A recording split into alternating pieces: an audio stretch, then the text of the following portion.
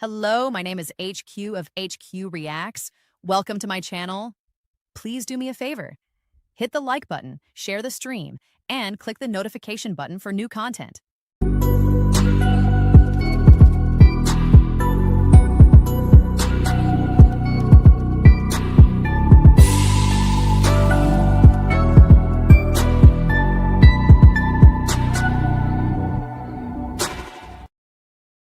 Hey, everybody. I came back in. I woke up, stretched a little bit, took some medicine, all of those good things. And if I wake up, I cannot go back to sleep. I swear, I cannot go back to sleep, right? And this was just weighing on me, this whole thing with the Candace Owens and what we really didn't hear, and we always hear this weird shit from Candace. We always hear this weird stuff from Candace at the beginning. It's always vague answers. She never answers the question. It's always something odd she got to say. Hello. It's always something odd she has to say, but Candace never really says anything. Right? But she manages to captivate her audience with everything other than what's true. She said, oh, we're going to have this meeting and we're going to hash it out. We're going to X, Y, and Z. I think there's so much more behind the scenes between Candace and Erica Kirk. She looks mean. Erica Kirk looks mean, looks mad at Candace Owens. And we could see that Erica attended her wedding.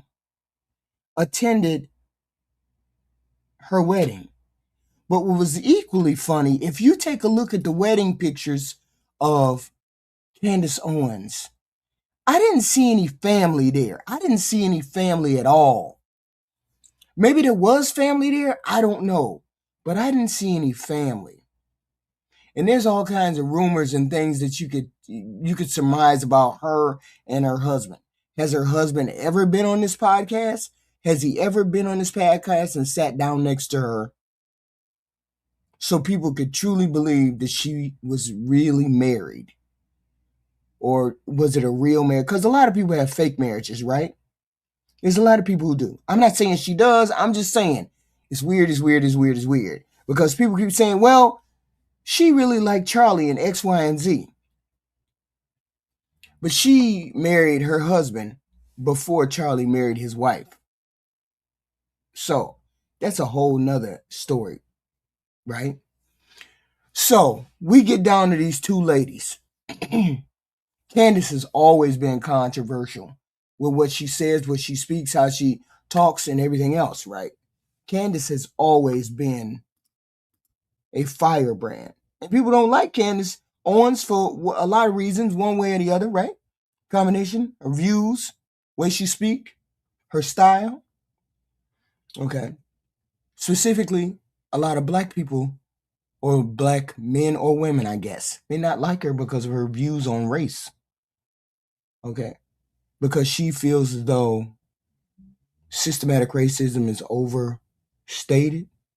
Cultural issues matter more than just a discrimination. Okay. And racism is not a barrier in the United States. She feels that way. Like most people born within the past 30, 40 years, they feel like racism is like something that's over exaggerated inside of our heads, because she dismisses a lot of that historical and ongoing discrimination, systematic racism that I found, like redlining. Redlining is here, redlining happens, and the only reason why systematic racism still here and racism is still here, because people have implicit biases, and a lot of us do. The whole point is recognize that you have those implicit biases and work through those. And I'm not saying people have them. I'm saying if you're aware of those, this is not the attitude that you would have. You would not have those attitudes. Okay.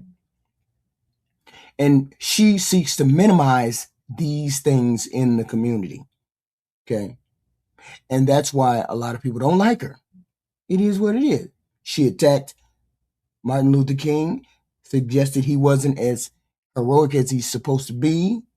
She criticized Black Lives Matter, calling it corrupt and destructive. Okay. Modern day civil rights activism, she feels like we don't need that. Right? Okay. I mean, that is. It's disrespectful. Some of the stuff is disrespectful. We feel like it's disrespectful. You know, you want to have revisionist theories and things like that. And I get it. I personally feel like she's a shit starter. One of those people that start shit. She throws the fire in a room and then she runs out of the room and says, see, look at the fire, look at the fire. And then starts and proceeds to describe why there is a fire, why there should be a fire, X, Y, and Z. And that's cool because we need those kind of people. We need those kind of people. And she seems to be one of those kind of people. And that's cool too. I mean, she's out front. She's doing what she has to do out front. And people are listening to her. That's cool. Okay? And people are afraid of people like this. People are afraid of people who get out and who's confrontational with their language, uses ridicule, confronts the partner, confronts their enemy. That's okay. That's okay. She challenges a lot of things, and I you know, I admire that to a certain extent. You know, I don't know her all that well, but I'm saying this controversy with her and Erica Kirk, I believe it's more personal than what she has put on, what she has said. I believe it's a personal thing. Something else happened because Candace, if you look at the pictures between Candace and Erica and her look very happy in Candace's wedding pictures. She looks very happy in Candace's, they look very happy in Candace's wedding pictures. And I was like, how did you go? Okay. How did you go from being so happy in that picture between you and Candace, to being that angry person that we saw on stage? And so I was like, okay, well, maybe this meeting between her and Erica would be better. You know what I'm saying? Maybe this meeting between her and Erica would go better. Her and Erica can meet singly, and then her and Erica can talk things out, hash things out, and then it would be okay.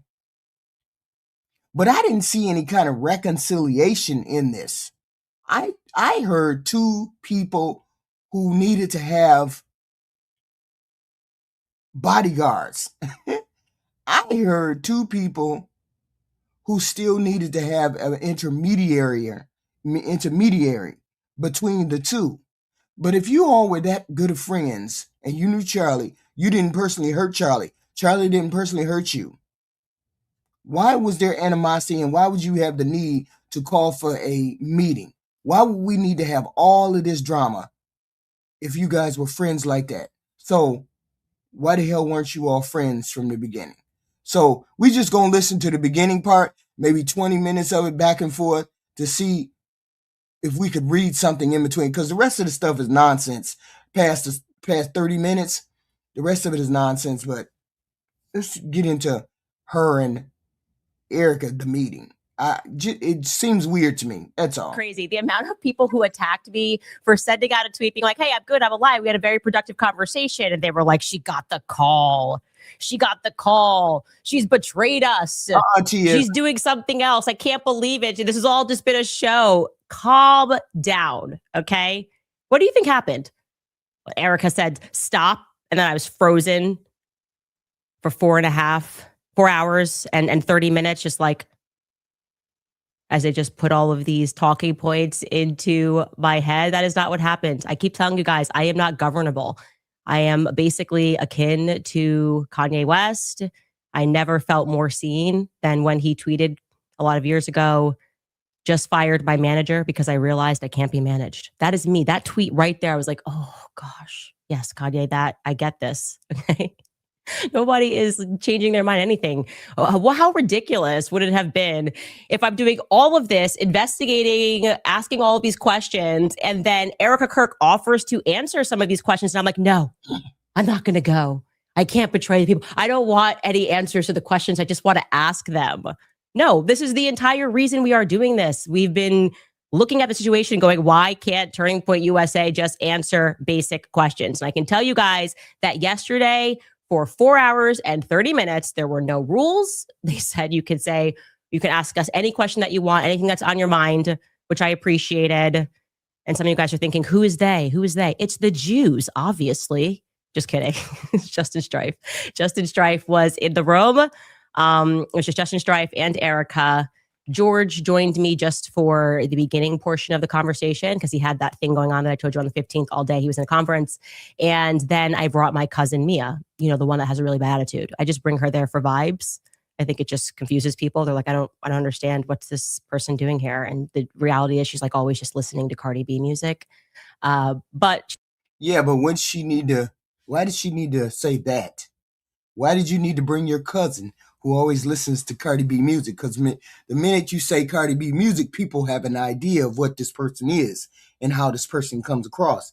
Did you bring her because you didn't want that smoke? And if somebody jumped out and wanted to give you some smoke, you wanted to have your cousin there? Why'd you bring your cousin? My cousin who always listens to Cardi B. That's the only introduction her cousin got. Why? Because Candace said, if that bitch jumped, me and my cousin finna snap, right? That's why you brought your cousin. Don't play. Don't play with us. We know. So why would you think somebody would be jumping you? Okay. Why would you think that? Or any thought like that? But let's continue. She's my cousin and I always have her around. And so that was it. She always have her damn cousin around. Y'all better stop playing. Sitting a little bit away, but at the table, it was really just the four of us until George left. And I will be honest, I did not know what to expect going into the room. I did not know if they were going to be open. I didn't know what Erica's energy was going to be like, if it was going to be more of an argument, if there was going to be legal threats. You guys were telling me not to drink water, so I didn't drink water. Well, I brought my own water, but I didn't drink that water too. It was a lot. There's a lot going on, okay? And the conversation started with... My point exactly, Karina. My point exactly. What was the need? Yeah. Justin Strife very sensibly saying, what are we looking to accomplish here? Like, what is the actual aim of this conversation? And he was pretty clear, and Erica was very clear, that they were sort of most upset with what obviously a bit of a fever pitch, what I tweeted, that it was a God. You sound crazy as hell, just me. You sound crazy as hell. Are you a black woman? What angry black woman do you see anywhere? I'm confused. You see the bullshit they pull up? You see the bullshit they like to pull up? It's always the black woman is angry. And we probably the least angry. We just get outraged quick. Y'all need to calm down. Specifically if you ain't black. Stop labeling black women as angry black women. Forsaken company, and people should not give money to it. That's wild. And I have to own that. That's aggressive. That is actually aggressive in the retrospect. I was very frustrated. And I don't know, I felt like we weren't getting any answers and there were so many lies. And then I was getting attacked for asking all meaningful questions that was within their capacity to answer. And I told you, I definitely, my problem in life is that I can rise to anger very quickly. I shared with them that I really felt like I was under attack for telling the truth from the very beginning, like casually when I mentioned the Catholicism thing. Like, what was that about? I was like, look, I say something in a tribute to him. Alex Clark and Andrew Colvett then jump onto a podcast and they're doing that weird interview, which is clearly aimed at me and they've teased the interview. It's like aimed at me, but they never say my name. And that to me felt like it was the first, I don't know, the first bit of mud that was slung, which their answer for that was, hey, that was a really crazy time. A new system had to be put into place. And by no means did Erica give any person the authority to go out and say that the Catholicism thing was a lie. It kind of turned into this big thing. Whatever. Okay, that kind of obviously was not the meat of the reason that we wanted to sit down. Right. I will say I was immediately refreshed by the fact that one of the first things that Erica did was she owned the lies, or rather, I guess they would cage it as miscommunications that were coming from various people at the company. Like, look, this is a company with 650 people that are employed.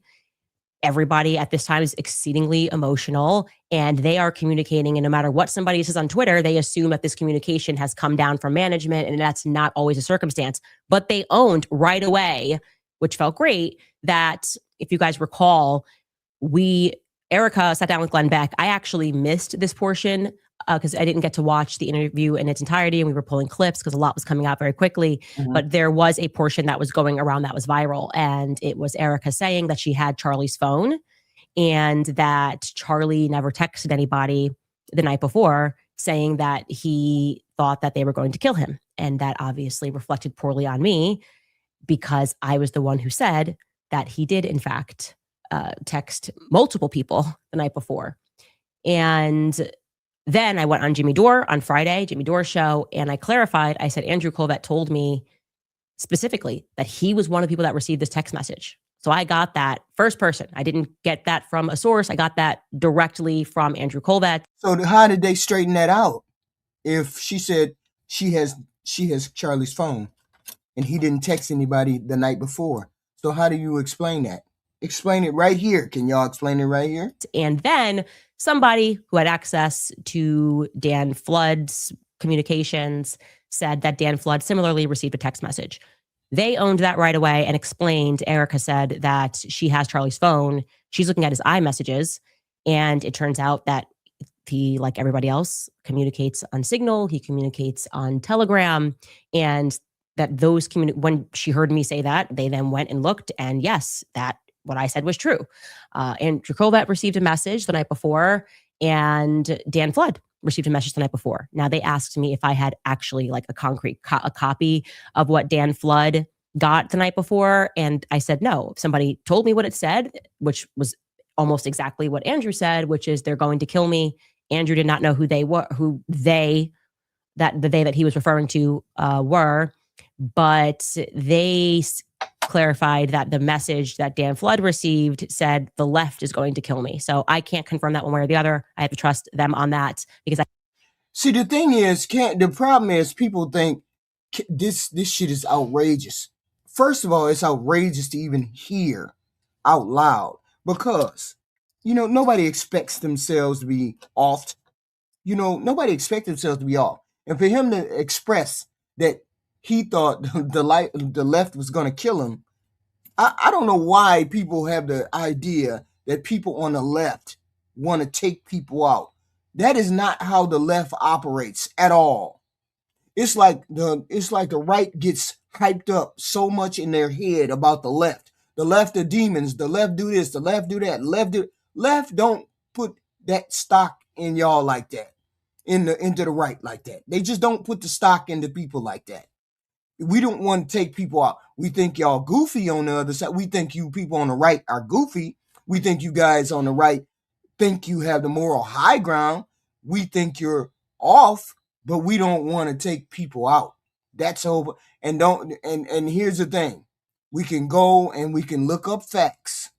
Facts are most of the people that have been taking people out this year have been white males on the right.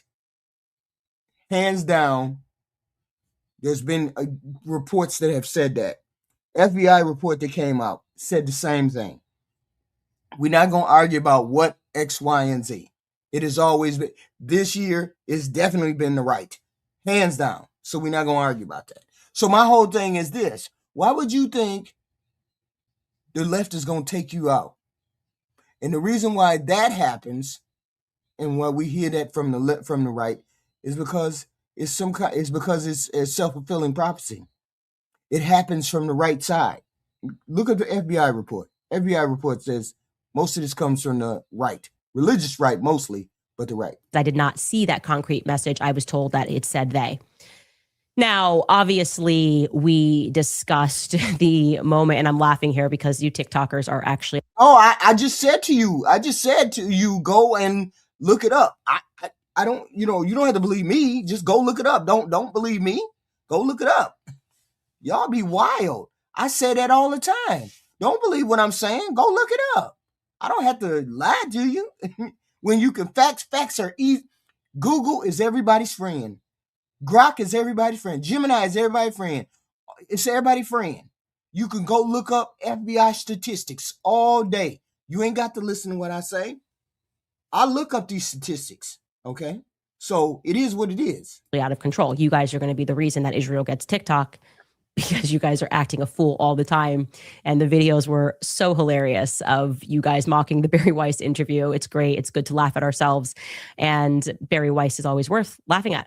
But whoa. What's the heat about with that girl, Barry Weiss? Why did she not get along with Barry Weiss? I think Candace Owens is one of them people that she's one of the mean girls. She's one of the mean girls where people don't like her because she's the shit starter and people don't like her.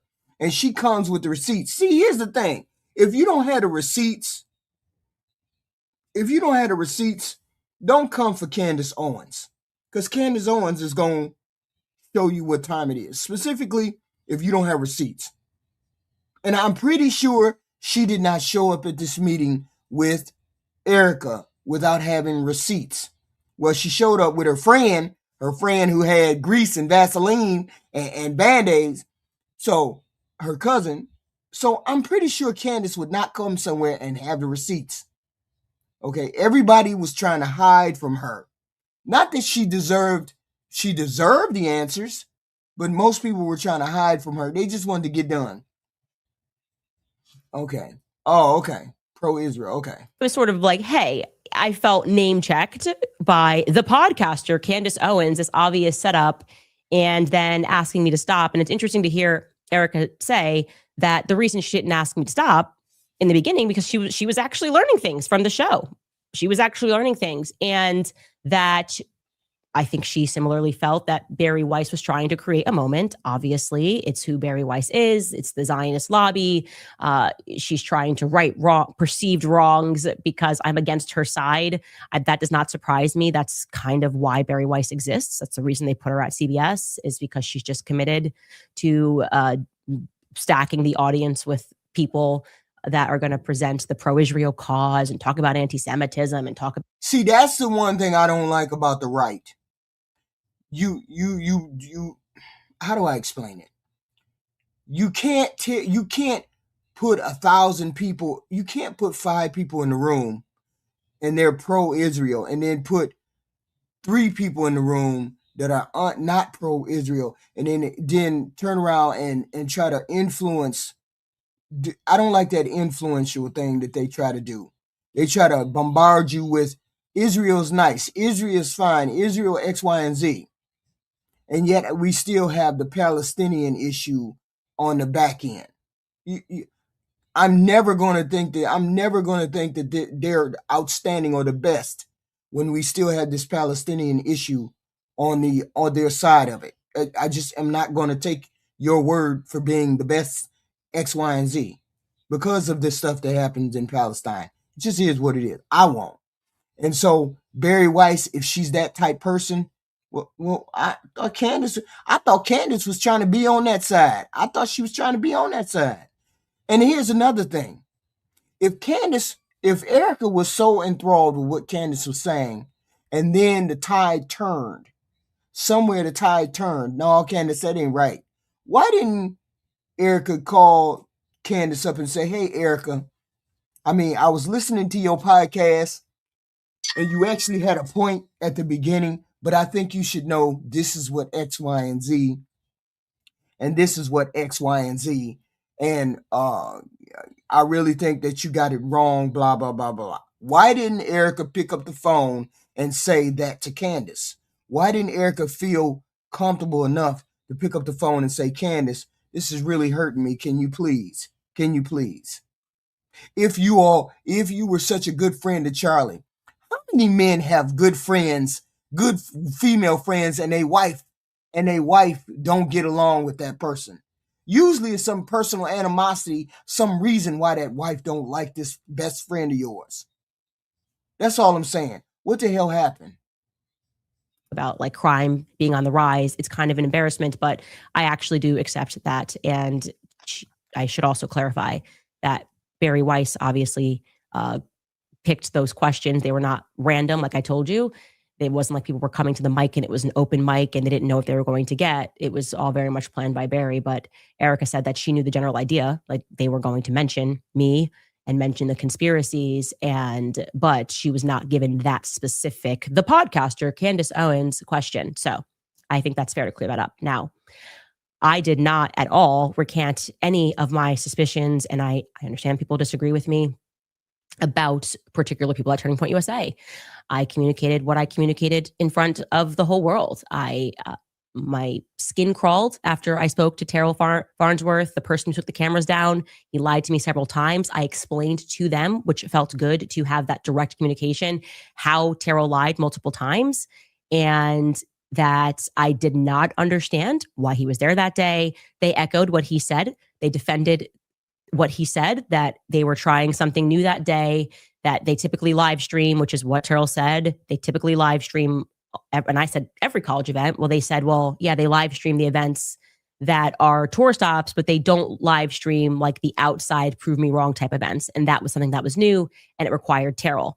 And I said, even if that was all real, if that was all true, I still didn't feel good about the conversation that I had with Terrell. And I can't ignore my gut about the many little lies that he told. I thought the video he recorded was weird. I know he comes from a very powerful family. I personally do not trust him. And I obviously do not like the fact that I said, Tyler Boyer lied about this thing and came up with an excuse and said, well, Terrell was asked to take the camera down. That's the reason, he said on Twitter, because the police wanted him to take it down and secure the footage. And I said, I know that's not true. And they said, well, after all of that, after he took the cameras down, there was a police officer or Fed, whoever it was, that spoke to him and asked him to secure the footage. Well, that makes sense, but it's not a reason for why he took it down immediately. It makes sense that as you're investigating, you're going to say, who's got the footage? Let's lock it down. But that is kind of weird. That is kind of weird. That was your first thing. Your first thing was to go and take the footage down. Even though nobody asked you to, you just went and took it down. Why? But, he gave a reason. Candace said, that's a lie. I don't believe what you're saying. And you may never know. You may never know. It's just something that he's standing on it. You may never know why he took that footage down at that particular time. Right? So they didn't have the answers either. Only the guy who lied to her had the answers. It didn't make sense to me that Tyler Boyer lied about it. And I don't trust Tyler Boyer. And that is never going to change. Similarly with Rob McCoy, he makes my skin crawl. I can't explain it. I look at him and he's a bad person and nobody can make me feel one way or the other about that. I was surprised to learn, and this kind of gets into, I guess, us not knowing the inner workings at Turning Point USA, that Rob McCoy actually does not work with Turning Point USA in any capacity whatsoever. And so him communicating as he has done, like, I'm the pastor, I'm this, I'm that, it's just not real. Like, that is not real. And we should know that that's not real. And when he says that, call him out on that separately from Turning Point USA. I was operating under the assumption that he worked for Turning Point USA. And I said, if obviously that's wrong, I'm happy to correct that. But also, what were we to assume when he hit the stage at the memorial and said, I'm America's pastor, and then had the Wikipedia updated and said, well, I'm assuming he had it updated because who else would do that he started Turning Point USA Faith. So I guess, to be clear, we were just wrong about that. And maybe she's just a cuckoo bird. Maybe this woman is just a cuckoo bird. Okay? Because I was under the impression, which one did she work at first? Did she work at Turning Point first, or did she work at Daily Wire first? And I thought she worked at Turning Point when she was young. She was younger. Okay? Maybe it was at the Turning Point. See, because if she worked at Turning Point and she was fired from Turning Point because of her anti-Zionism conspiracies, that means and then she went to over the Daily Wire and got fired for the same thing. That means she holds those values, she holds those thoughts pretty powerfully. I don't know what, but wait a minute, let me think about it. And I will have a lot more to say about Rob McCoy and where I believe he fits into a lot of things. So I'm not letting up on that. Now, one piece of this where I still don't understand it, and the magic bullet. Okay. Now, we all recall what happened. I casually say on the show, hey, I saw the footage. There was no blood. And honestly, when I said it, I didn't process how big of a deal that was with the 30-06. Very quickly, what happens is Andrew Colvett whips up this tweet about what happened with the bullet. And he said he wanted to address all of the discussion that was being had about the online chatter. I'm obviously paraphrasing here. He says, I apologize. It's going to get graphic, but he spoke with the surgeon. The bullet should have gone through. The surgeon then explained that what he's typically seen on these wounds, and basically this was all a miracle. Charlie saved lives, even in death. And the internet clocked it, this miracle, the healthy bone. His bone was so healthy and the density was so impressive. Like, this is a quote, by the way. His bone was so healthy. I want to read it. This is allegedly from a surgeon. Quote, his bone was so healthy and the density was so impressive that he's like the man of steel. It should have gone through and through. It likely would have killed those standing behind him too. And we were just like, eek. That kind of was like the beginning of the WTF, right? I feel like that was kind of the beginning of it. And immediately people in the comments responded to Andrew, and he said, this individual said, this post is so fake as it would violate HIPAA. Like, there's patient privacy. You can't just call up the surgeon. And then Andrew Colvett replies and says, rest assured, I would not have posted without full permission. Now, he said he spoke to the surgeon, and they confirmed that Andrew spoke to the surgeon, but that they did not know that he was going to write that tweet. They did not know that he called up the surgeon. So like, it very much came across to be like Andrew was just flying by the seat of his pants. I don't know. Like, he was just flying dark on it. And I was like, that seems very strange to me, because why would a surgeon do that? Like, the first thing the surgeon should say is, I can't speak to you. I don't even know, in theory, Andrew wasn't even there when Charlie died. Right. I don't even know why the surgeon even knows this guy, actually. Maybe he hung around after, but Do we think there's more questions that need to be answered, or do you think the questions have been answered? Okay. Have the questions been answered already? Do you think she's going to be able to go further than what she is? Is anybody going to give her help? Because they didn't want to give her help initially. Does she think that questions got answered enough where that will make her stop? Or is she going to continue to talk? Did Erica convince her not to keep going? She don't seem like she finna stop to me. She don't seem like she's satisfied with whatever they told her at this meeting to me. I don't know. I can't tell whether she a cuckoo bird or what. I can't really tell. Okay. Andrew was not one of the people that got into the hospital or anything like that. So this is quite literally the PR guy who's calling the surgeon. And so that just seems. Yeah, but you say, somebody said in the comments that 99.9% of the physical evidence point to Tyler Robinson. I still have questions about those text messages that he sent to his goofy roommate. I still have questions about why the fact he undid, put the gun together, took the gun apart, put the gun back together. I still have questions about that. Were those questions that Erica and them could answer? Who can answer those questions? Why did he do the things that he did? Why did he write them goofy ass text messages? That shit sound weird. that just seems very inappropriate for a person to do, period. And I would say it was kind of the beginning, but that was what I got from that. Now, obviously, we discussed the security. I brought up Brian Harpole, this interview with Sean Ryan, and I think we can believe Turning Point when they say that they did not approve of this. They had no idea he was going on Sean Ryan. I think that's pretty clear. I don't believe he works there anymore.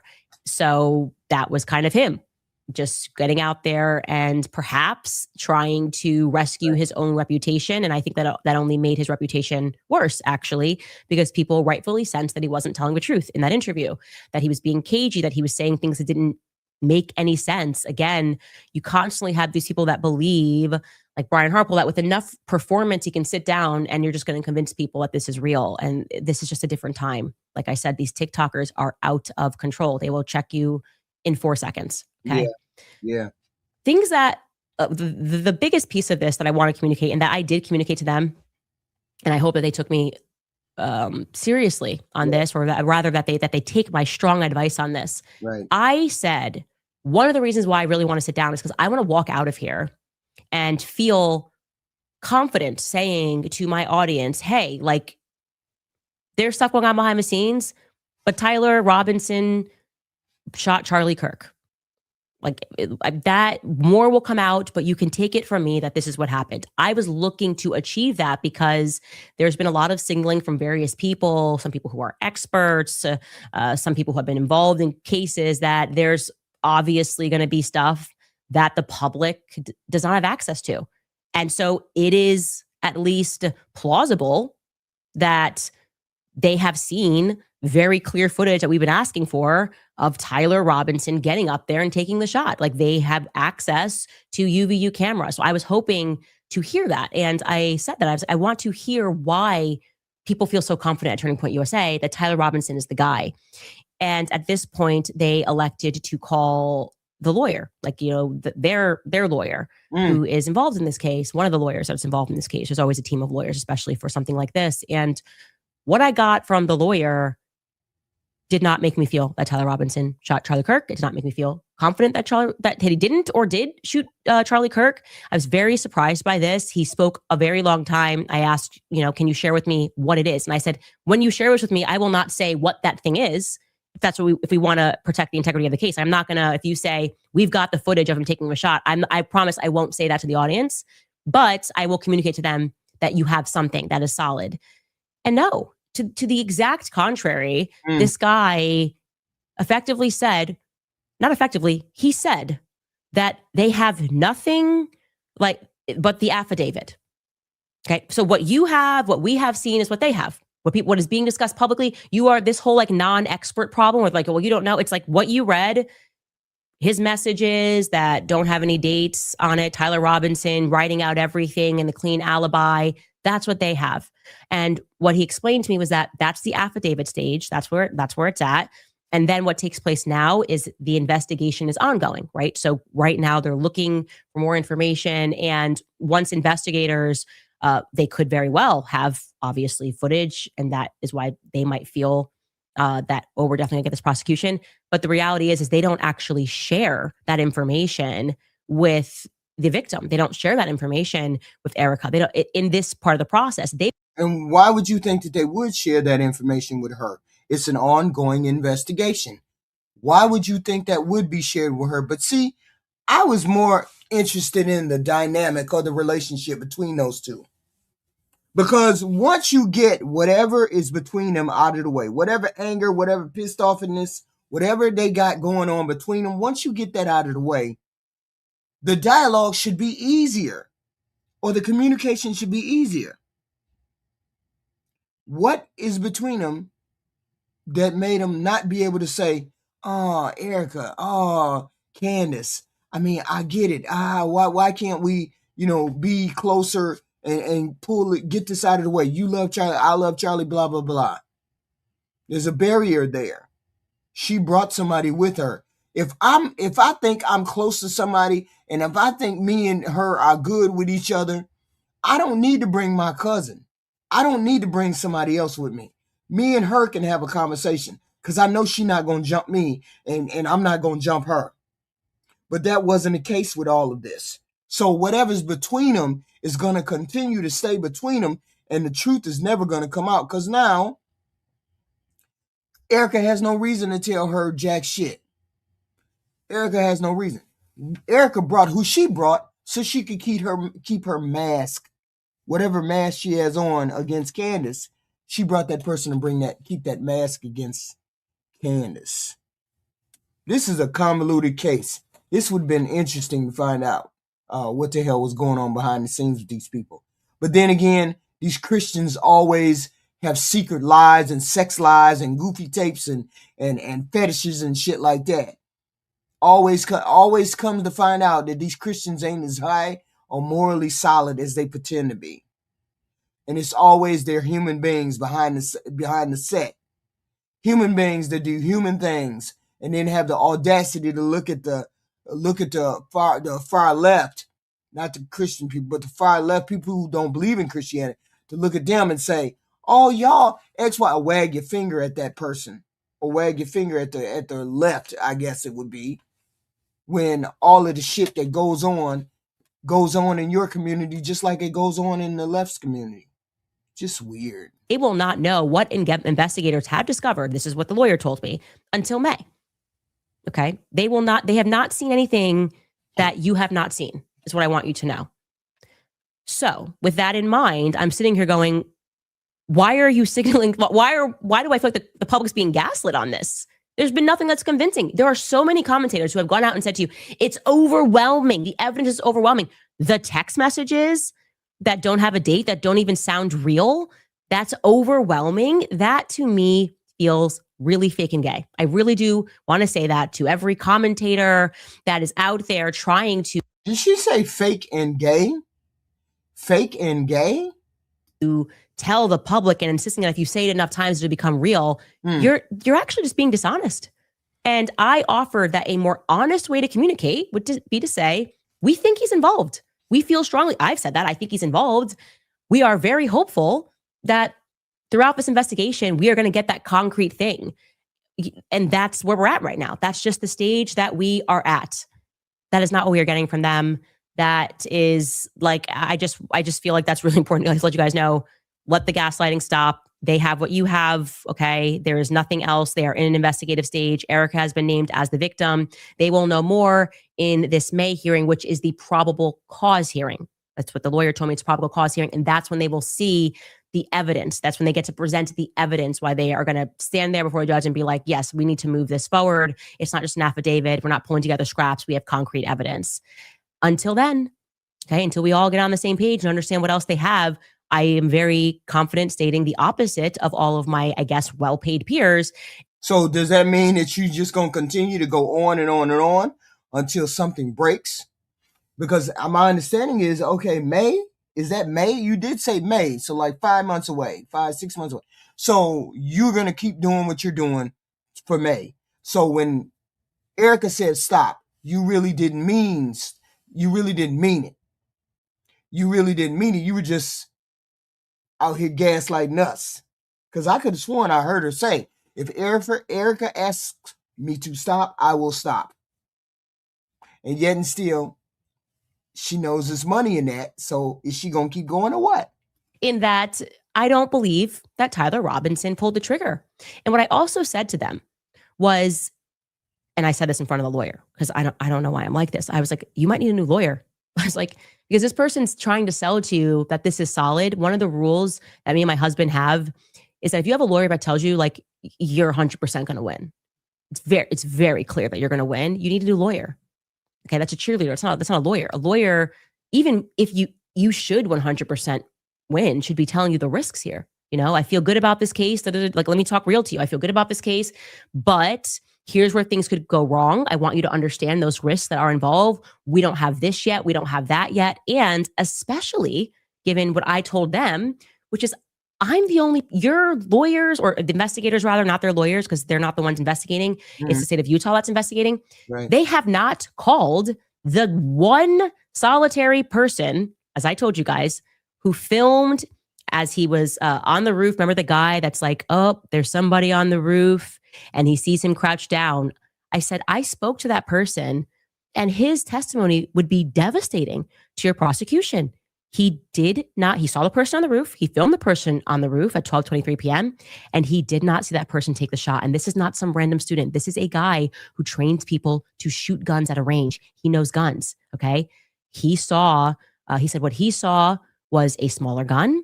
He said that this person was dressed in black tactical gear and there was no recoil. That's devastating.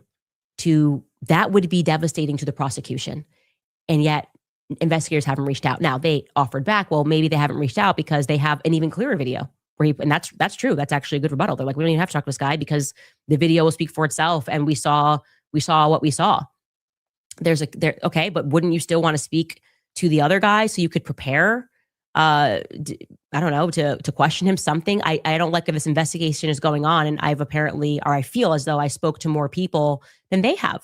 Both of the people who filmed videos that day told me that they weren't reached out to. So I don't understand what's happening here. I don't understand the confidence, I guess, is the best way to say this. I told them I do not understand the confidence. Yeah, well, that would, it would unnerve me too. But if they already have a concrete video, they're taking this person at their word. Maybe they got visual evidence. Maybe they don't. 9 times out of 10, they probably have all the visual evidence that they need. I'm not saying that this guy did it. I'm not saying that at all. I'm not saying anything. I'm saying that FBI, they have more information than what she has been able to dig up. Okay, they have more information. Okay, that is happening. Now, another really big thing that happened was they brought me Mikey's call logs. Okay, they brought me Mikey's call logs, and that is why I said this was a productive meeting. There is no other way to say it. I asked every question, and they. So I guess that was the most productive thing that they brought was Mikey's call logs. What does Mikey's call logs prove? Let's see. Came with the paperwork to show and to answer and to explain certain things. Also, which was, I thought, actually kind of sweet, that I guess I did on the previous show. I was like kind of looking at things into Mikey and I couldn't find him. And someone said, I think Mikey's not his like real name. Like they thought it was his middle name actually. And I just assumed, okay, well, maybe he's using his middle name and that's why I can't find him. But Mikey really wants you guys to know that is his real name. And it is his real name. I found out shortly thereafter that they were confusing his middle name with, they thought it was switched. That Michael is his real name, just to clarify that, because I realized I actually didn't go back and clarify that. Right. But Mikey's call logs, big piece of this, okay? I'm going to, I guess, jog your memory on what Blake said about Mikey that day, and then I'll tell you what actually happened, because I don't think Blake has that great of a memory. Okay, take a listen. So I was not with Mikey, or I don't remember being with him. I think I was ahead of him as we left. And then we get out, and I run for, can't have been more than 15 or 20 seconds. And then I realized there hasn't been another shot. Well, a lot of people feel that way. A lot of people feel that way, So the shooter has likely been detained or stopped. But see, Candace is a very savvy operator. Why didn't she know that before she encouraged people to vote for Donald Trump? She is very savvy operator. Why didn't she know that this was going to be the outcome, that Trump was already bought by the other side? Why didn't she know that? She's smart enough to know that because she's been grifting. She is, to a certain extent, she's a grifter. She's she's opportunistic. Okay. Yeah, but she knows a grifter when she sees one. She knows, she should have known that about Trump. That's the thing. Because Trump has been in the pocket of the people in the Middle East for a long time. Something, not in immediate danger. I pause, I look around me, and I see Mikey. And I see Mikey there. And I will never forget what I saw, because I've seen Mikey almost every day for the past 2 years. I know his personality very well. He's a very bubbly guy. He's a very happy guy almost all of the time. And I'll never forget what I saw, because it was clear in the moment that he was profoundly freaked out. What I'll always remember is the way his lip was quivering, which I'd never seen before. And you very rarely see from someone that he was freaking out. And then I think this is a thing my mother, this is the thing I learned a long time ago. My mother told me, She said not every person can work for people. Not every person can keep a job. They're just too antagonistic. They're just too confrontational. They're just too X, Y, and Z. Not every person can. And Candace is one of those people. Candace been fired from every goddamn job she done had in public, right? From PragerU, or she had a separation from PragerU. I don't know whether she was fired. Daily Wire let her go from Daily Wire. Turning Point USA let her go from Turning Point USA. Every damn job she done had. Okay? She'd have been let go. Okay? From one way or the other. She's the one who aligned herself. She is the one who aligned herself with all of this religious right. She's the one who aligned herself with them. Okay? She's the one that did that to herself. Some people just can't be managed. Yeah, she was one of those antagonistic people from day one. She's been toxic from day one. She's just one of those people.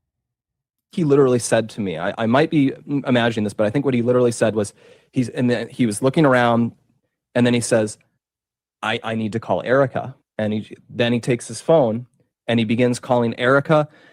And I don't want to disclose how that call unfolded, but he did that. This, your mind extends all of this, but that is happening within a minute of all of this occurring. I remember he calls Erica. Around the same time, I pull out my phone and I call my mom just to say, Mom, there's been a shooting. You're going to see it on the news. I'm okay. Pray for me. I've got to go. And I remember that call. And around the time I put that phone away, and then he immediately calls his dad. He calls Rob McCoy. Well, you know what? They could be claimed the same thing. People function every day, and then there's a little mental illness that's going on. We don't know what the hell is going on. We don't know what the hell is going on with this. This shit ain't normal. I do know when people can't be managed. When you can't be managed, like you said, the manager's fired. Because you can't be managed, then you're antisocial to a certain extent. And he says, Dad, someone shot Charlie. You need to call all of your pastor friends. Charlie was hit. We need everyone to pray right now. And that's what he told him. Okay, so that's just not right. And so when he says, I might be imagining this, I'll never forget, followed by, I might be imagining this, probably means that maybe you forgot and like you really could be imagining. Now, for me personally, I think the normal physiological response in these high adrenaline situations for most people is you lock in. That they're literally your body, when it goes through something, when it's terrified and it's going through like sort of like you are really paying attention to details. We've learned about this many times over in health class growing up. This is why they talk about that fight or flight response, and quite literally there's stuff happening to your body. And so there's a lot of details here that are just not accurate. And the one that surprised me the most about these call logs is I certainly feel that we were given the impression over and over and over again that the first person Mikey called was Erica, right? He called Erica. We were told this by many people also that he trained, like he almost like went to a camp and trained, and Charlie was like, 1, 2, 3, go, and like fast, 1, 2, 3, go. That's why he walked away. 1, 2, 3, go, and just told him, this is what the first thing you do is. Well, he didn't do that. Actually, the first person he called was his wife. He called Elizabeth McCoy. And then he stayed on the phone with his wife for 10 minutes. And during those 10 minutes, he 3-wayed Erica 3 minutes after the shot went off. And then he 3-ways his father, and then he 3-ways a third person who I am not interested in mentioning because it's not relevant. This is Danny McCoy, by the way, is his brother that's in the military, but that's before the shot goes off. Charlie Kirk shot goes off. I have that in detail. Charlie's brought to security. Mikey McCoy calls his wife. They will stay on the phone for 10 minutes. Okay. In that same minute, because we know this, because Blake Neff has given us his call log to his mother. Blake Neff called his mom. His call with his mother lasted 45 seconds. Yeah, but why are we in the middle of the minute? Why are we in the minutia of these phone calls? Are you trying to say that there's some kind of conspiracy between these people, that they knew something? Which is kind of weird, way off the bat. And people can make mistakes, and people can forget what they did in the moment. Is she saying or trying to say that people at Turning Point has something to do with it? or she don't have no specific target as to who she says she thinks did this to Charlie. If it's not Tyler Robinson. So we're assuming it went to 1225. It very well could have stayed in 1224, depending on the millisecond. Blake Neff ends that phone call with his mother. Mikey McCoy, after the phone call with his mother ends, adds Erica to the phone. Okay, so that when he was recapping and he's like, oh, his lips quivering and he's like, I got to call Erica. And he's like, and then I called my mom. That's not right. That's just not right. Okay, Mikey called Erica after Blake Neff ended that phone call with his mother. If call logs are to be believed above, human testimony. Mikey McCoy then drops Erica from the phone call 2 minutes later, and then he adds his father to the phone call. Again, he is this entire time on the phone with his wife. Okay. And then. So she's just trying to get a timeline as to what X, Y, and Z, whether there's some kind of cross reference to something odd about it. But these are like seconds that shouldn't even be discussed. Then Mikey McCoy ends his phone call with his father. He does call another person who I'm not mentioning because it's just not relevant to anything, not a character in the story rather. And then he ends the phone call with his wife. And a minute later, why? His brother calls him back and they stay on the phone for 10 minutes. I did not get this from everybody speaking about this Mikey McCoy call log. I know that you guys did not get this. I did not get this. I don't know why she was disappeared from this. Like you could go, look, the wife wants privacy. No, she was like, main stage at the memorial, has been, I would say very involved in a lot of this kind of, I think it's very close that she's close with Erica.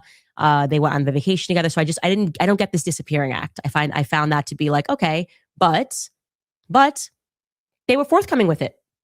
That feels good. That feels good, guys. Like, wow, we don't have to guess. Now we have solid answers. And like I said, when you come out and give solid answers and you're not weird and calling people names and saying all this stuff, it allows people to go, okay, I feel a bit more like we can trust this process because we have communication.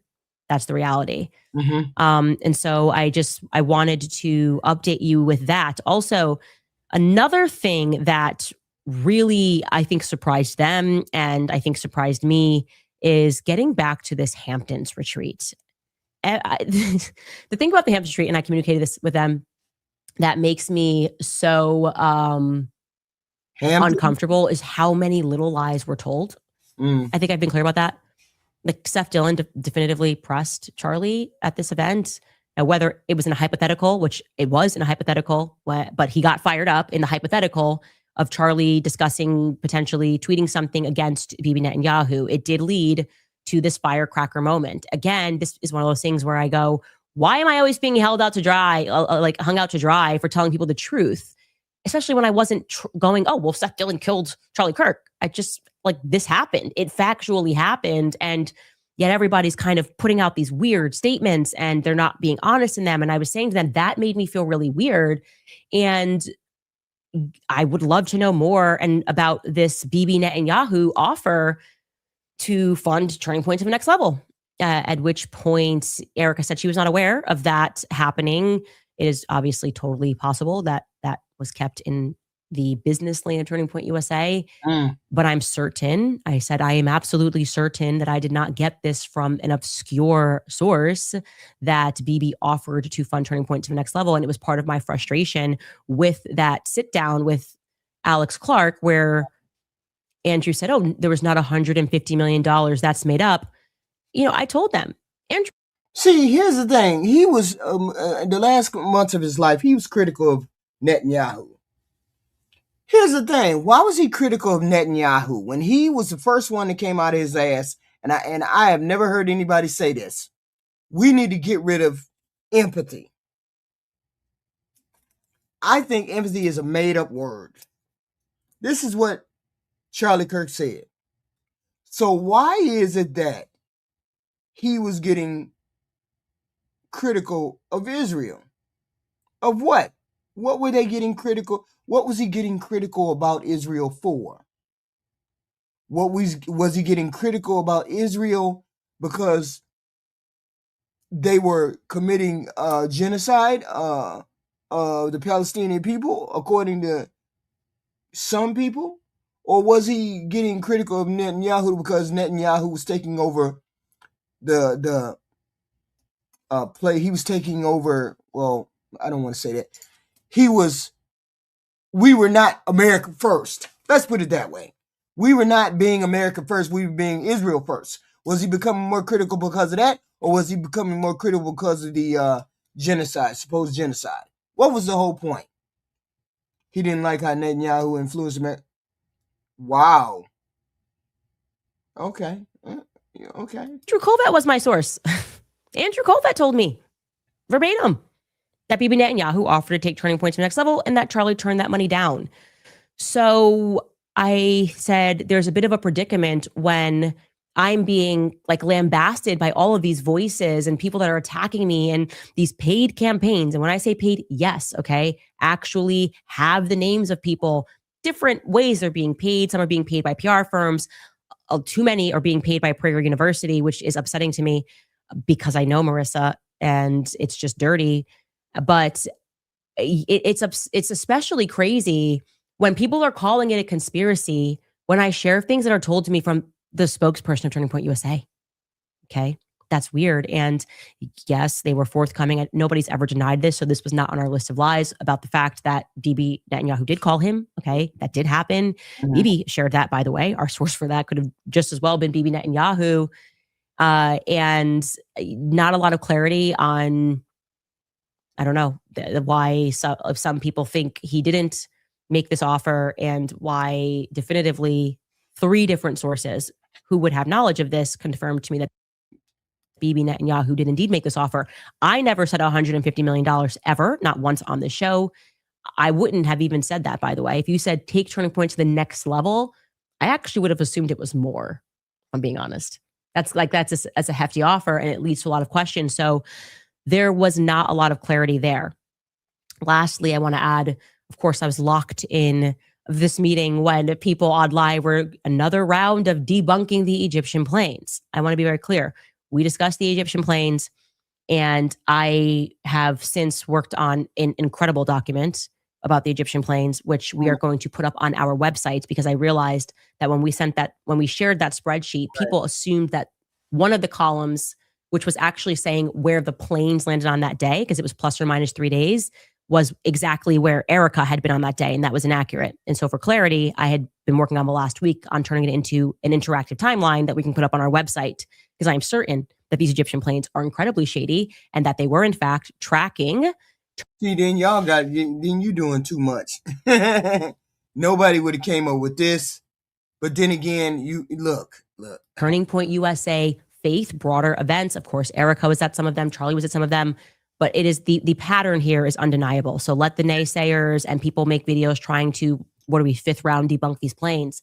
I also want to say to you that I feel very confident that I know why these planes have caused such panic. And it is because there is overwhelming evidence that these planes regularly fly in and out of Israel. And I'm going to present that evidence tomorrow. I say that strongly. This is I feel very confident saying these Egyptian planes are flying in and out.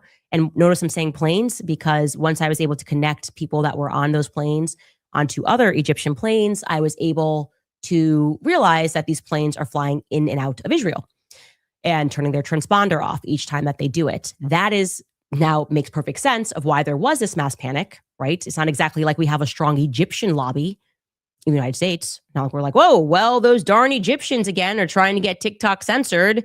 I mean, every person in the game, Barry, acting. Well, these are the usual suspects that act if something is a threat to Israel, okay? Which is, they should have just been forthcoming, pretended that it was changing apart. Instead, they're trying to gaslight us, and they're actually, frankly, just pissing me off. So I became locked in on these Egyptian planes because that's how I am, okay? So this is the goofy shit we got going on. There's nothing wrong with her addressing or wanting these things addressed. I get it. I do. The whole point is, these are a bunch of random thoughts and all of this would have had to have been a coordinated effort so vast This would have had to have happened this way, that way, this way, in order for all of these things to come together. It's like a puzzle piece. The puzzles don't fit they just don't fit like that, right? I'm not saying that she got a mental illness. I'm not saying any of those things. I'm saying these conspiratorial claims, all of these parts, moving parts, they say they're random. She say they ain't random. We don't know whether she has misleading or unsupported evidence. We don't know. She could be spreading disinformation. We don't know. Selectively using facts. We don't know. Hopefully she's not promoting these conspiratorial narratives out of thin air. I don't know. Maybe she has a point. The point is, why not take your investigator people and her investigative people and Erica's people and put them together and then leave it alone? Why not just leave it alone, Candace? Have your people get with their people and say, I got all of this evidence. Maybe you can use some of this evidence. But then again, you would be giving it to Cash Patel and then they might get fucked up. But at least you gave it to the FBI. At least you gave it to them or CIA or whatever, right? We don't know. But this is some goofy logic that's going on. I don't know whether people say Candace has been like this all the time. She always does this conspiracy shit, frame shit so that it looks weird, suspicious. She already got a lawsuit going with these goofy people, Macron and his wife. She in the middle in the mix of everything. And somebody got to be the truth teller. Somebody got to be the person that gets in the middle of shit and wades through the shit. I guess it might as well be her. I don't get it. I don't understand, girl. But you got to do your thing. But all I'm saying is, we watching you. I ain't finna go down the rabbit hole with you, but we watching your ass. But you real weird. We watching your ass. We real weird. So that's where we at with Candace. Candace, I thought the interview with her and Erica were gonna be a little bit more personal. I thought she was gonna pull it together and her and Erica maybe reunite and say, okay, okay, okay. But that ain't the case. That's not the case. Because Eric and her got some kind of personal thing going on. I don't know what, but her and Erica got some kind of personal thing going on. And we gotta stand back and let this shit happen because she got some goofy shit going on, and I don't think I want to be involved with Erica's goofy shit or Candace's goofy shit. This woman is something else, and she been doing this for a long time. Let me play this beginning of Jasmine Crockett because people love to hate on Jasmine Crockett, and I get it.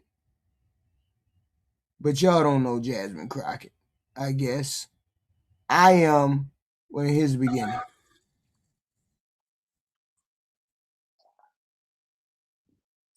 Oh, I hate that damn music. Just let her come on out. I can't play that. Yeah, how she's allowed to. Maybe Erica came there and told her to stop. Why don't you stop? No, Erica didn't. She didn't. She didn't come there and say that. Okay, she didn't come there and say that. She came to just hear what Candace had to say. She didn't come there to say that because Candace brought her cousin. Okay, we just gonna listen to this. Just the beginning of this. Just the beginning of this.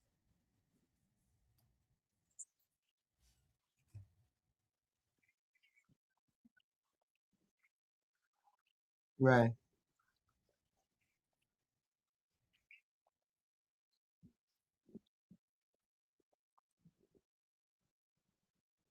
Mm.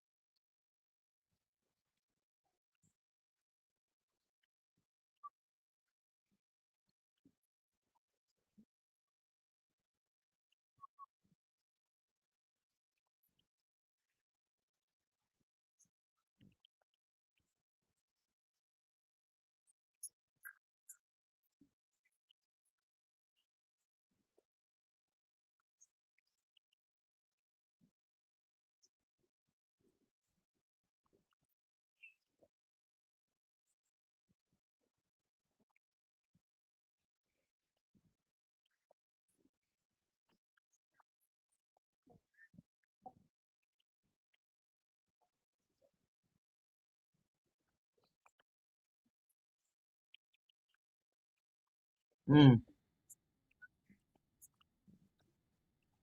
Oh, y'all can't? Mm. But it's okay. Not her. Well, white women came out super hard against Jasmine Crockett yesterday, and we are going to talk about it because it is absolutely racist bullshit. Oh, because I Yeah. turned it down? First of all, y'all don't know how the government works. You support Israel in so many ways in your daily life because that is what our country does. Second of all, you don't actually care about Palestine because what the F are you doing about it? Are you going and getting your hands dirty in government? No, you're not. And finally, none of you, not one of you, brought up the fact that the white man running against her also has supported Israel. Not one of you. Only white women bringing up that she's about Israel, trying to shut her down. And not one of you took the time to look up the white man running against her. For fucking shame. Mm. This is why nobody trusts us. This is why we have Trump. Yeah. A few months ago, everyone was supporting her. Yeah, she's standing up to Trump. Yeah, this is so cool. Yeah, she's the only leader. And now, as soon as she announced that she was running for Senate, the black community said, what are the white ladies going to do? And here y'all are. So unserious. What the fuck are you doing about Palestine? And what the fuck are you doing about all the people Trump is killing in our country? Well, the reason why she's bringing up Palestine and Israel is because a lot of people on the left, the progressive people on the left, want Jasmine to come out more against Palestine because of the genocide in Palestine.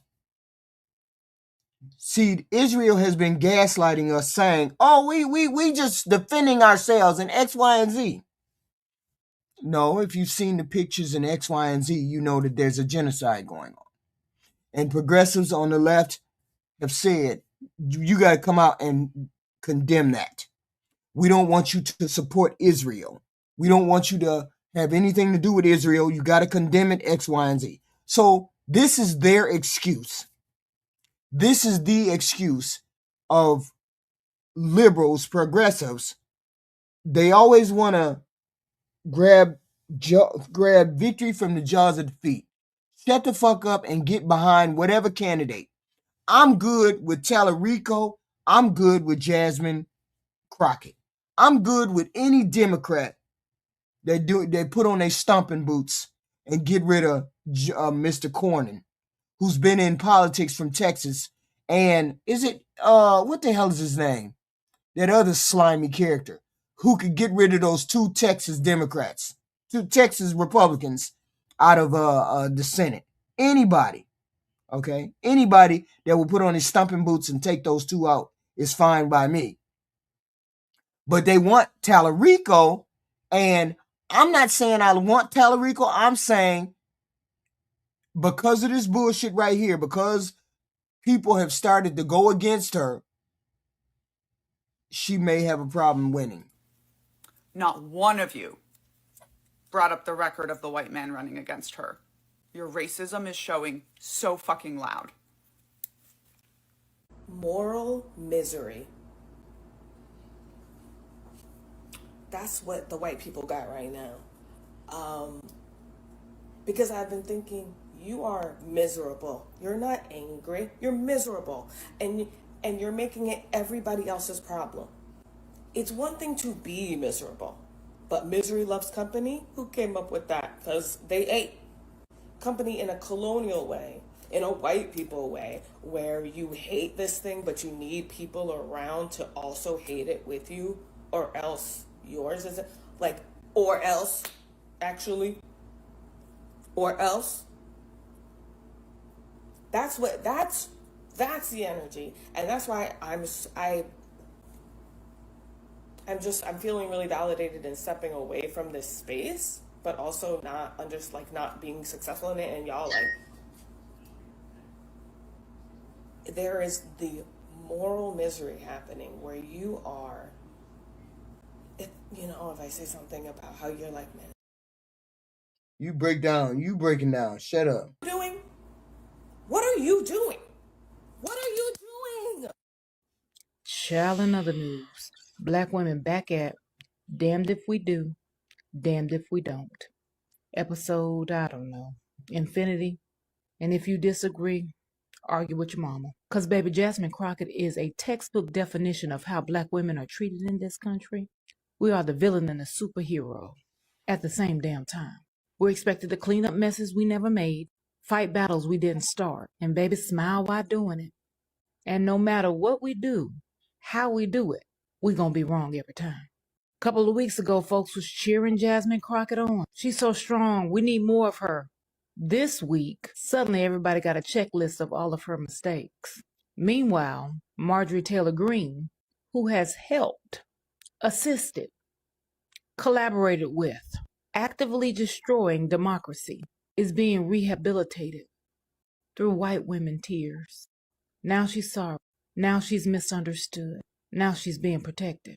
And baby, don't make me tap the Kamala Harris sign.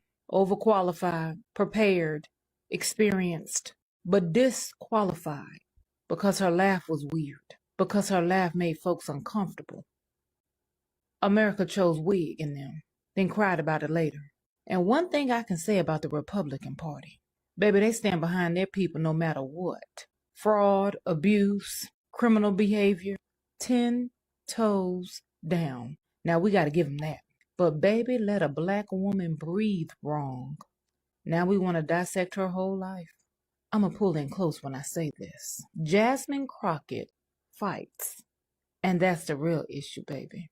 She not taking no mess. And she shan't be trifled with. Yeah. Democrats keep talking about decorum, while Republicans are playing political UFC. And let's be real. Some of this villainization and critique is not coming from outside the community. It's coming from inside too, baby. And the black women with the foolishness. Get away from me. Because, baby, if you a black woman and you hop it on the Never Jasmine Crockett train, get away from me. Get. And I mean it. Folks cried when they voted against their own interests and saw the mess we were in. Then they look like they turn around and do the same thing all over again. So my question is always, time and time again, why do black women still give a fuck? Because, baby, it's exhausting. Spiritually, emotionally, and physically. But yet here we are, still fighting, still showing up, and still damned if we do, damned if we don't. And baby, I'm exhausted. All right, black folks. Yeah, but the whole point is this. Jasmine Crockett, and to be fair, Jasmine Crockett is qualified for the position that she has. She's qualified to be where she is. She's went through her own fire and everything else. And I had to go and figure out, why is it that they didn't like this woman? Why don't you like this woman? Okay? They didn't like her because she speaks bluntly, because she says what she wants to say, how she wants to say it. And that's the bottom line truth. She is going to speak her mind. She don't have hypocrisy. Okay? And that's the problem. You all don't think she's smart. She's smart. People want her to police her tone.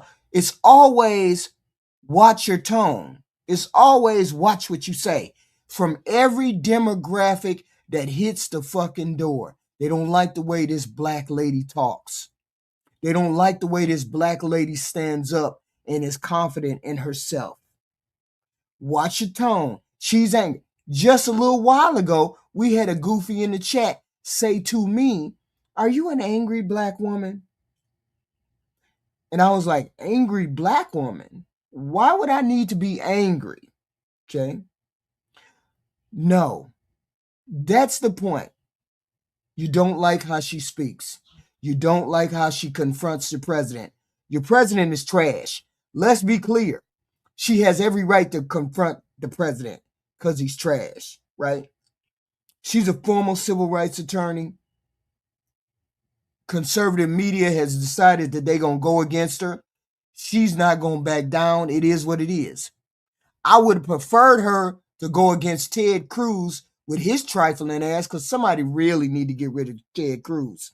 Ted Cruz need to go from day one. He's been jack shit from day one, right? You don't know anything about her. Why is she trash? Nobody in here can tell me why she's trash. Okay? Why she does. Nobody can tell me that. And no, I don't display it all the time. I just be frustrated with you right-wing cuckoo birds. There's a difference. I ain't that way with everybody else. I'm just that way with you cuckoo birds in here. Because it's frustrating. It's frustrating to say things 3, 4, 5 different times and you still come back with the same shit. Okay? No, you don't have this fire. If you don't have this fire, FWPJR, if you don't have this fire for Marjorie Taylor Greene, then don't have this fire for Jasmine Crockett. That's all I'm saying to you. That's all I'm going to say to you. If you didn't have a fire that she helped divide this country, because she did, then don't have it for Jasmine. Okay? Sure, I'm helping to divide. Of course we're helping to divide. Of course. When we speak out, when we have things to say, I don't care, right? I'm not running for office. I don't care. The whole point is she gets to say what she wants to say. She don't mind talking about race. She don't mind talking about power. She don't mind talking about inequality. She definitely don't mind talking about this trash president. Nobody on this planet Earth is going to say that this woman is not qualified and this woman is not smart. Nobody. But this is always how it is when you got to deal, when a black woman walks into the room. First thing people are going to try to say is she got a low IQ. And she's probably more qualified than anybody else in the room. That's what I don't like. You will naturally assume, but my skin, that I'm dumb. You naturally assume that from my gender that I'm dumb. And this is the first thing all of them say. If you read the chat, that's all they got to say. She's dumb. She's idiot. She's dumb. She's idiot. Don't have no basis of it. But she's dumb. She's an idiot because she calls their president, their trash president, an idiot. She calls this president out. Okay? I already know what it is, okay?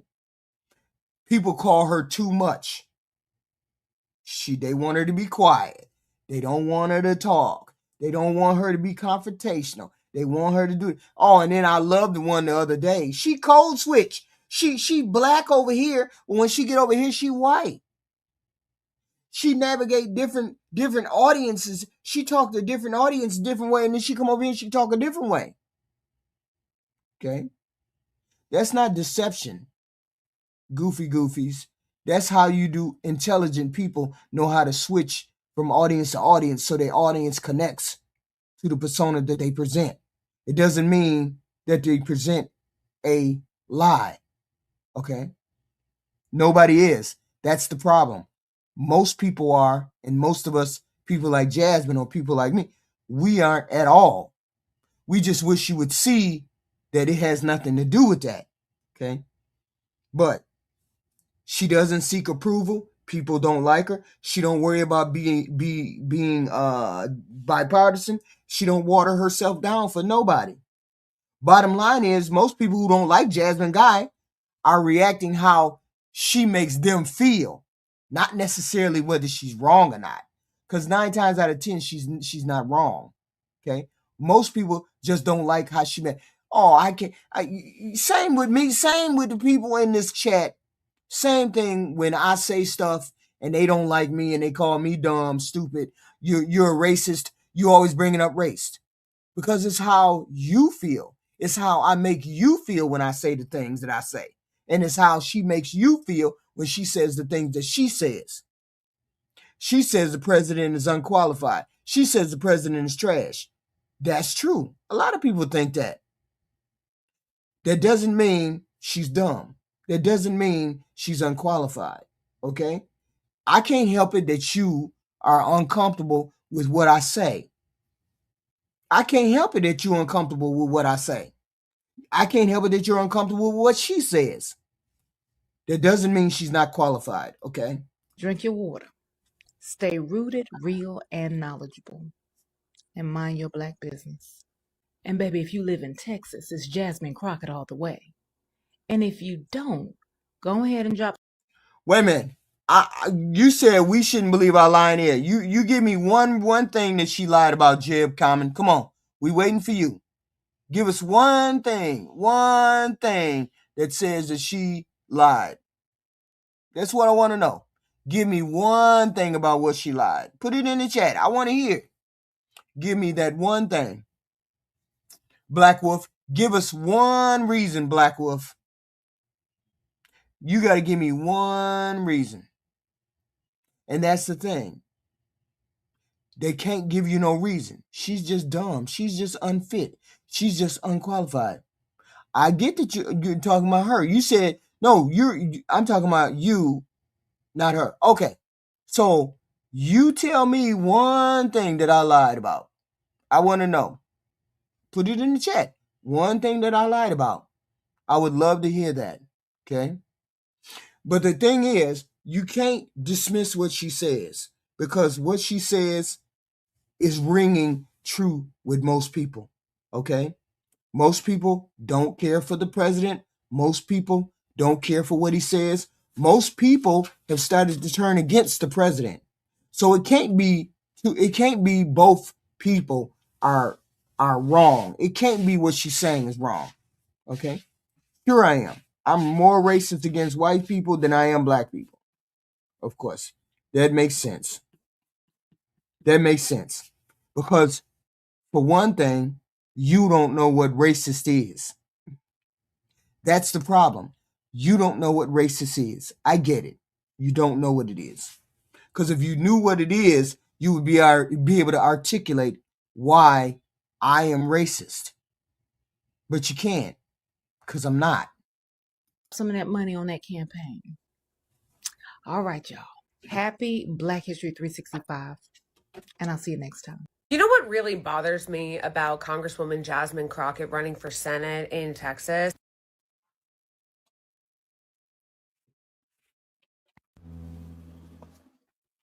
It's not the fact that she ran this really embarrassing, incredibly narcissistic ad that basically is just about herself, or the fact that Texas very much is still a red state, so it's unlikely that a Democrat is going to win for the Senate there. A black woman took another man's derogatory comments of her and then used it to empower her message, flip it for positivity, and you call it narcissistic.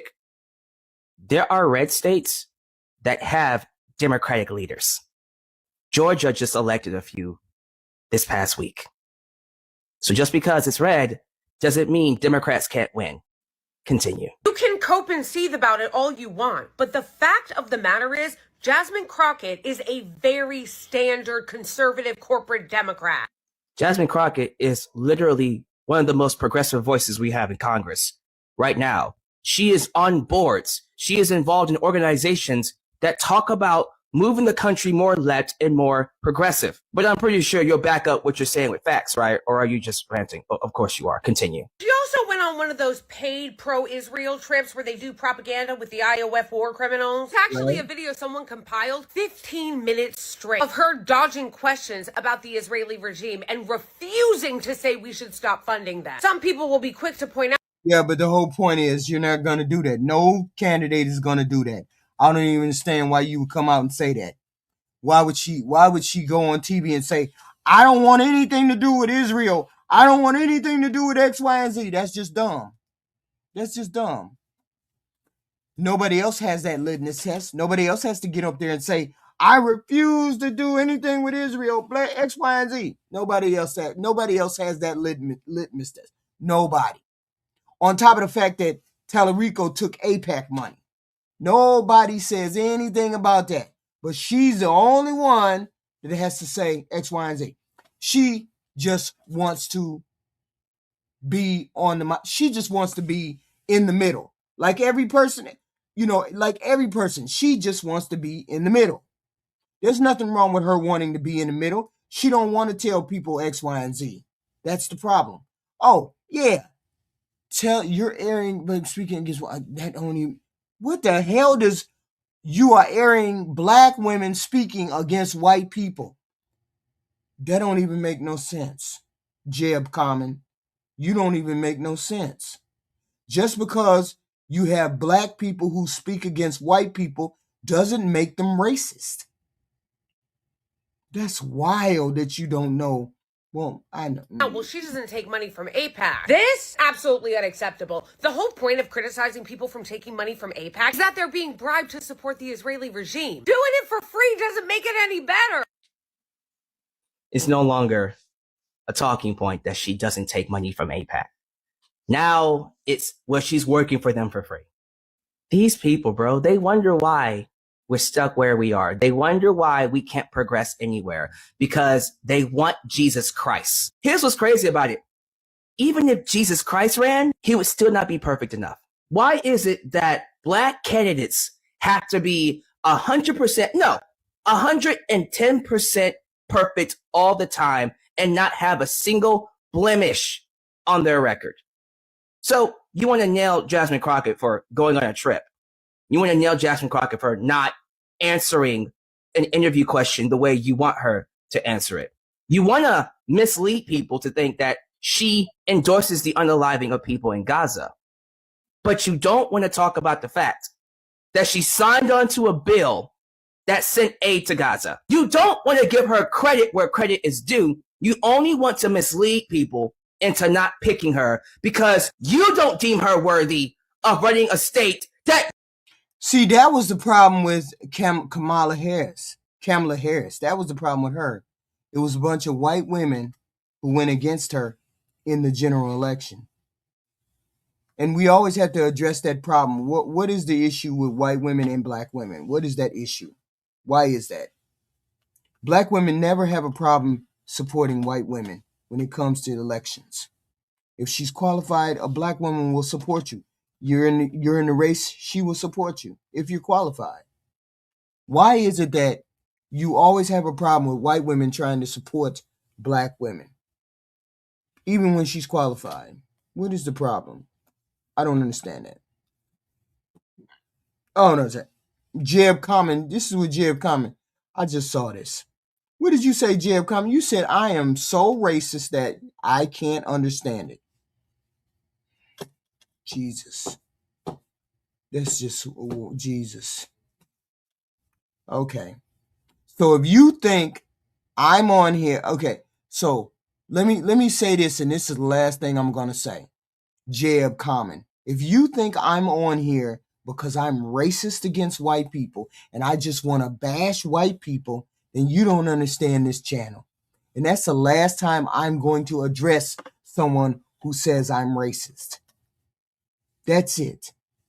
Then you don't understand the channel. Because it's not my racism that needs to be checked. It's other people's racism and other people's implied biases that they need to check.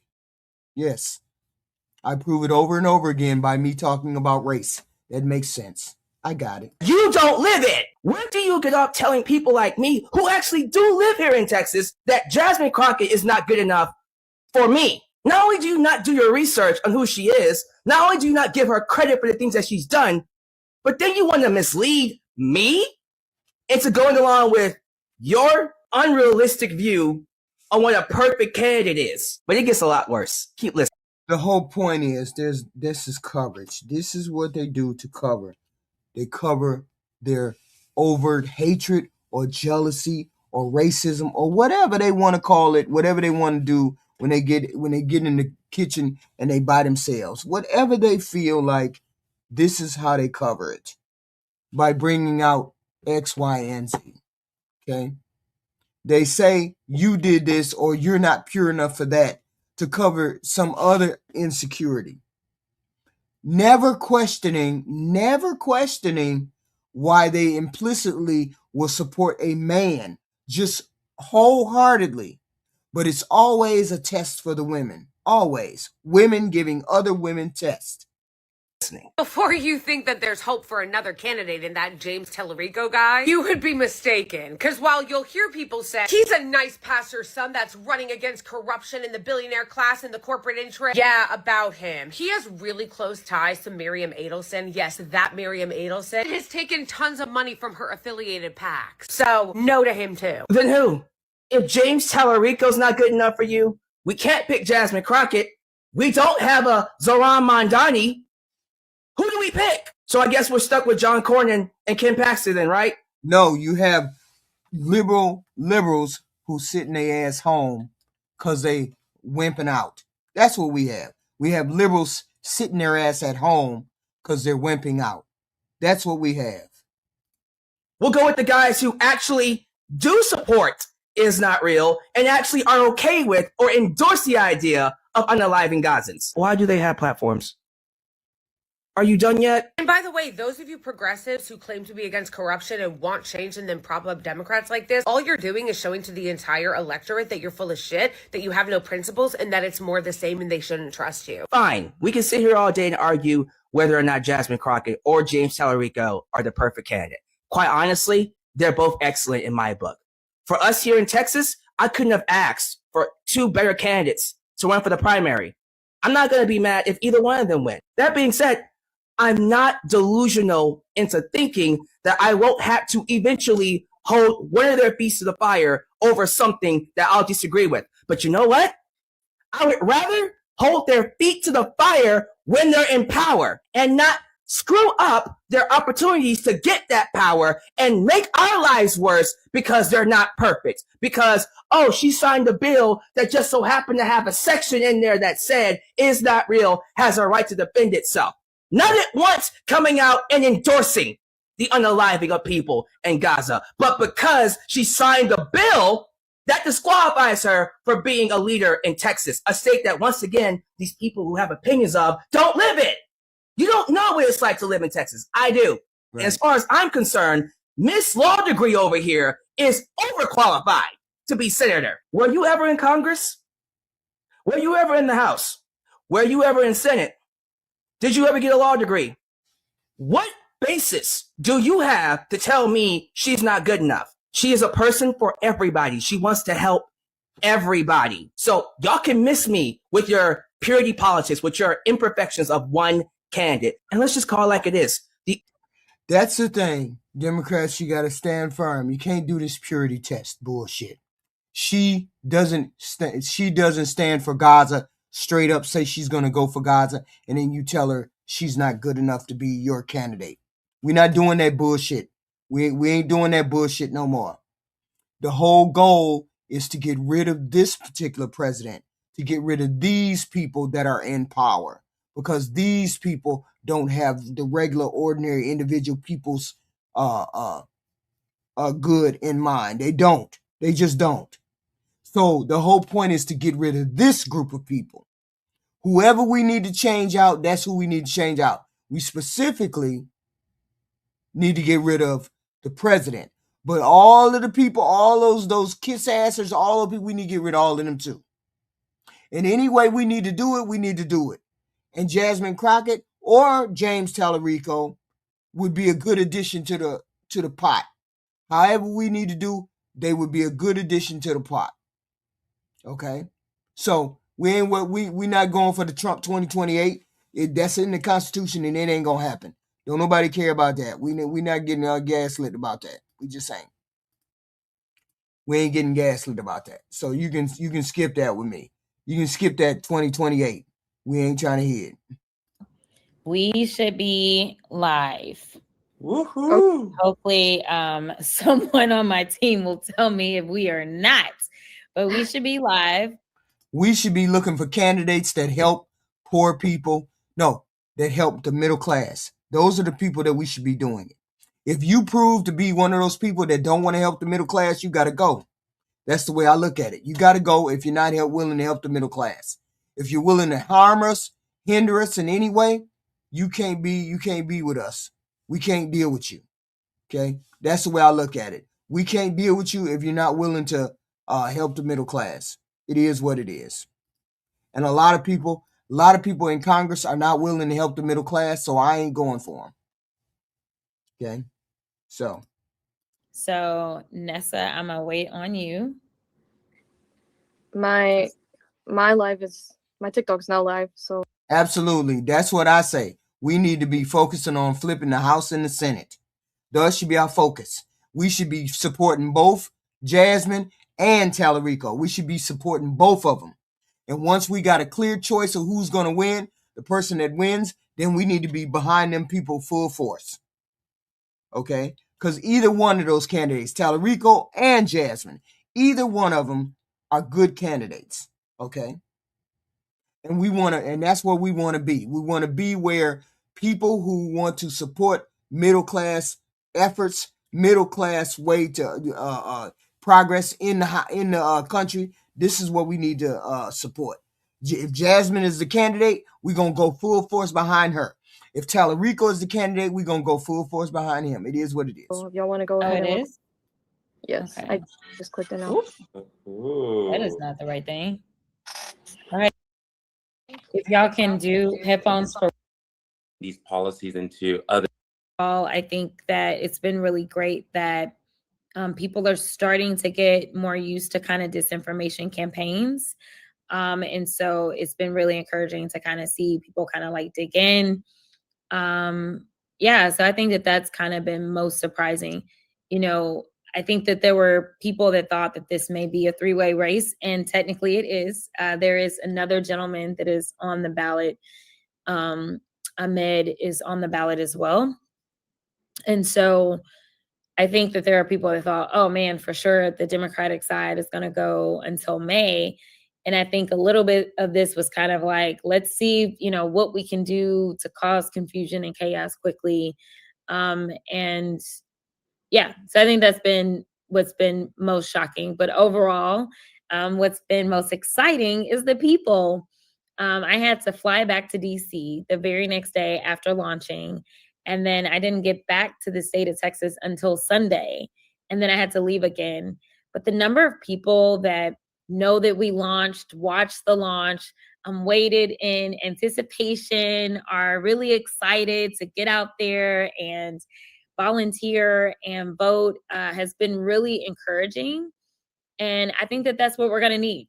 We're going to need more than kind of just like, we don't care for Trump and his policies. We're going to need a little bit of excitement and belief that there is a new type of politician that will show up for people that truly have felt like they have been voiceless and overlooked. And I hope to be able to offer that to the people of Texas. Awesome. Thank you for that. Yeah. There's a lot going on right now, right? I look at comments and different things that people are saying, and I think that it's great to be able to question and want answers, but it's also important that we do our due diligence, and that we also see a lot of these accounts, one, people that don't live in Texas, so they don't really understand like how oppressed things are getting here, and how this state of Texas actually starts rolling these policies into other states, right? They start picking on this. And then two, the amount of bots as well that we've been seeing that have their new accounts, or they're following 1,000 people and have no followers, and all of a sudden they have like 2 weeks of content that they've posted. So that's been interesting to see as well. So, yeah. I don't know, Nessa, do you have another question? Yes, so I kind of wanted to jump in on the topic of healthcare. I know it's something that everyone's talking about right now. This month, the Affordable Care Act subsidies are set to expire. And unfortunately, right now, we live in an America where a trillionaire exists, but we also have people who have to decide whether they're going to pay for their healthcare insurance or rent. And I guess my question to you is, what do you say to that? Yeah, so I think that this question is so important because when people try to figure out, well, why the Senate? I believe no matter how much gerrymandering they engage in, that we are going to take the House. But it's not good enough to get things passed out of the House. You've got to get it passed out of the Senate, which means that we have to change the Senate map. And we've been fighting over healthcare for a very long time. And it's been a broken system in this country. And when we look at Texas specifically, it has not worked out well for us, right? We know that we lead in uninsured in this country with over 5 million uninsured. Now you start talking about these tax subsidies that are set to expire that we know are potentially going to hit over 3 million Texans. And then you start to look at the number of Texans that will be impacted by what took place with the big ugly bill that they called something else, that is going to pull $1 trillion out of the healthcare ecosystem and put those folks that are on Medicaid and Medicare into a bind. We have to fight for the people. We have to fight for the middle class. We just have to put that in our mind and figure out that most of us fall within the middle class. And nothing is going to change unless we change the House and the Senate. There's nothing that's going to change. Okay? Changing the House, okay, we might change the House and we might get a good enough majority. But we also need help in the Senate. We need senators that are willing to change and help middle class people, not just the rich and not just the poor. I don't know how we're going to do it, but it's got to be done. And so some people say, well, I'm not on Medicaid or Medicare. It doesn't impact me. It does. Because if there's $1 trillion that's pulled out of the ecosystem, then your hospitals may be shutting down. Then your specialists and doctors may be going elsewhere. It impacts all of us. And I think that that's the one thing that it's really important for us to make the connections for as we go through this campaign. Because a lot of people say, well, I'm not on the Affordable Care Act. So what difference does it make to me? It makes a big difference. It makes a big difference, whether you're talking about your own healthcare insurance premiums that will go up because of the lack of monies that are going to be coming in, potentially because other people aren't on healthcare. And in healthcare, it's a pot of money, right? Like it's all insurance, big pot of money. Everybody pay in. And the hope and goal is that everybody won't be pulling out at the same time. But they got to keep those margins up, right, in order for it to be solvent. And so these are some of the things that they look at when they're trying to determine, what should the prices be? Well, how many people are paying into kind of the group plan, right? That's what matters. So as we look at this and we look at our senators, both of them, they did not vote to extend the Affordable Care Act tax subsidies, but they did vote for permanent tax cuts for rich people. Now, maybe everybody else in this state is rich, but the last time I checked, the vast majority of the 30 million people that live in our state are not rich. So I'm not really sure who it is that they're serving, but it doesn't sound like they're serving Texans. And again, this is not a right or left thing. Like, this is just like a real thing, right? Why is it that we have senators that are voting to help out a very select few people in a state of 30 million instead of helping out the masses in a state of 30 million? And so they've tried. And the point is, they feel like, and it's never ever works correctly, is this trickle down economics. It doesn't ever work. It never works for the poor. It never works for the middle class. And as long as we have people in the Senate who believe that this trickle down shit works, we're going to keep getting the same results that we have. Nothing moves our country forward. Nothing is moving our country forward when people think like that. Oh, we'll give money to the rich people and the rich people will give us poor people the money. It never works like that. It never does. To give us these excuses. Well, healthcare, the Affordable Care Act, it's broken. It's not perfect. Well, where's your plan? Because you've been complaining about it ever since it got passed. And I haven't seen a plan. So my deal is put your plan up, because concepts of a plan do not make sure that people are going to be able to actually get into that doctor when they need to. Concepts of a plan are not going to save somebody's life when they need to have that cancer treatment. And so the Democrats knew. That's why I said they're not for the poor. Even the Democrats that are in the House. But we have to force these people. You can't tell me the Democrats didn't know that the Republicans weren't going to vote for it, because the Republicans don't care whether people have health insurance or not. They don't care. If they could get rid of public aid, Section 8, if they could get rid of all of that, they would. If the Republicans can write a bill that would get rid of Medicaid, Medicare, anything to help the poor, anything to help the elderly, the veterans. If they could get rid of any of that, they would. Today, hey, Mr. President, will you sign this bill? If all of us Republicans come up with getting rid of X, Y, and Z, will you sign it? Yes, they would. They would sign Medicaid, Medicare, Section 8, food. They would get rid of all of it. It took that president 3 times. That president went to court 3 times not to give his own people food stamps. He went to court just to make sure that they could not get food stamps 3 times. That don't make no sense to me. Okay? That makes no sense. And instead of trying to do something to help with the Obamacare, they don't want to do nothing with Obamacare. They don't want to do jack shit. Instead of saying it sucks, fix it. But why won't they fix it? Because they don't want to give nobody insurance at all. They don't want to give Americans insurance at all. The middle class is screwed under this current system. Until we get people who want to be compassionate or who want to give the middle class something, we're not going to get nothing because they're taking it all away. I don't want people to get it twisted. Whether you are in urban Texas or rural Texas, this is impacting you. And frankly, our rural brothers and sisters are being more detrimentally harmed by these terrible policies than urban. Because of the amount of people that are within our urban areas, they can take some of the blows a little bit better than out in rural America. Yeah, so I live in rural America, and trust me, I know what it means for us when Republicans, start to just, to mess with rural America. We see rural hospitals closing down or being threatened to be closed down. And, other than healthcare, I know for a fact that immigration is a big topic right now. Living in Texas, that means you're near, Mexico.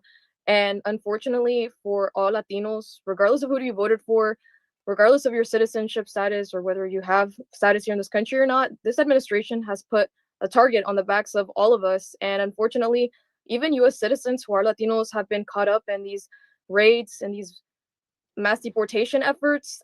What is your clear stance on this administration's mass deportation agenda? It's bullshit. It's absolute bullshit. It's absolute racist bullshit. Let me make that very clear. I serve on the immigration subcommittee on judiciary. I have traveled to other cities in this country to make sure that people understand that, yes, I'm a part of the government, but I absolutely disagree with this. We've done a field hearing in Chicago. Chicago has obviously had numerous headlines for what's taking place there. We recently did a field hearing in Los Angeles so that we could hear from people. And then actually the day that I returned to DC, the very next day after I launched on Tuesday of last week, for the very first time since I've been in the Congress, we actually had a crossover hearing that was the House and the Senate. And we were listening to the stories of U.S. citizens that had been rounded up, that had been shot, that had been dragged, that had been incarcerated, that had been charged. And frankly, it was despicable. And, as a Black woman, like I've oftentimes recognized a lot of the struggles of African Americans and the struggles of so many other people.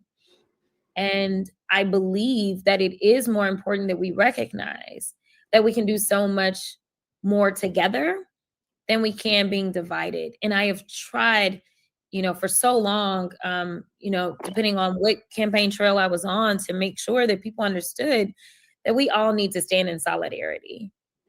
Us being divided is not helpful to us. And so I want to be unequivocal, not only in, bills that I filed.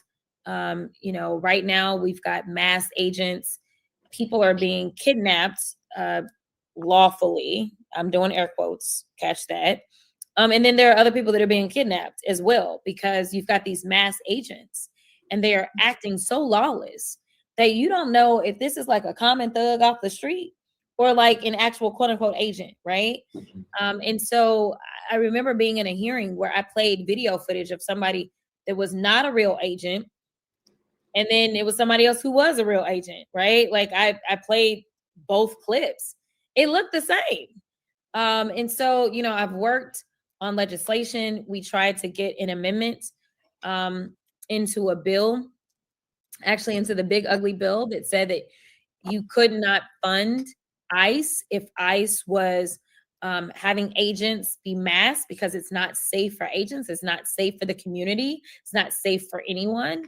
They declined to include that amendment, a good common sense amendment, into the big ugly bill as they were going through that. I've got a standalone bill that I filed for that.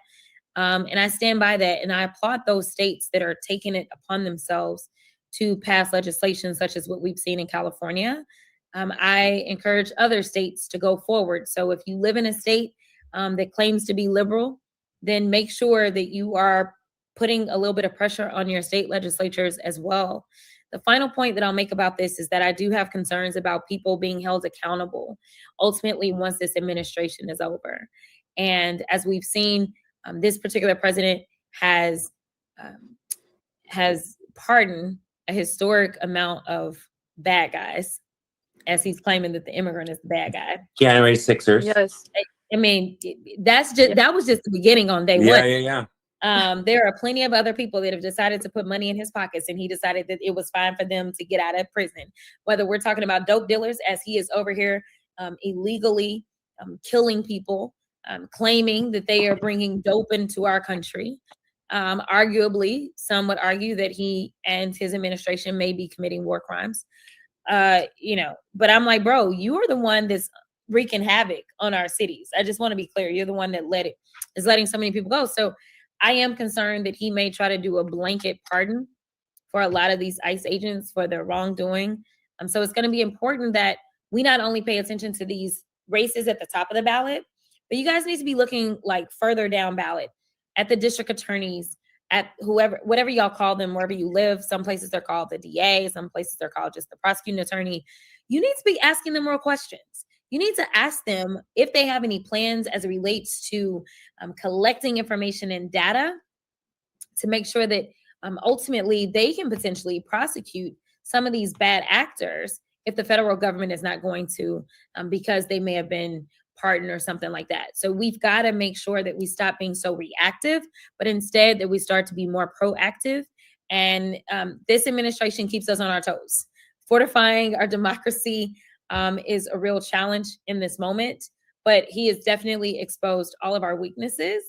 And that is one of the reasons that I think it's most important that I amplify my fight and take it to the Senate, is because we can do a lot of great work in the House, but it is more difficult to get the numbers that we need to be successful in the Senate.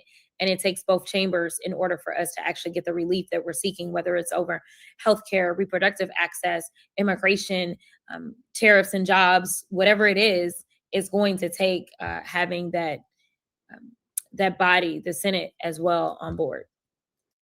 The whole point is everything needs to be flipped, because the way we're going right now is not working for the country, working for the majority of the country.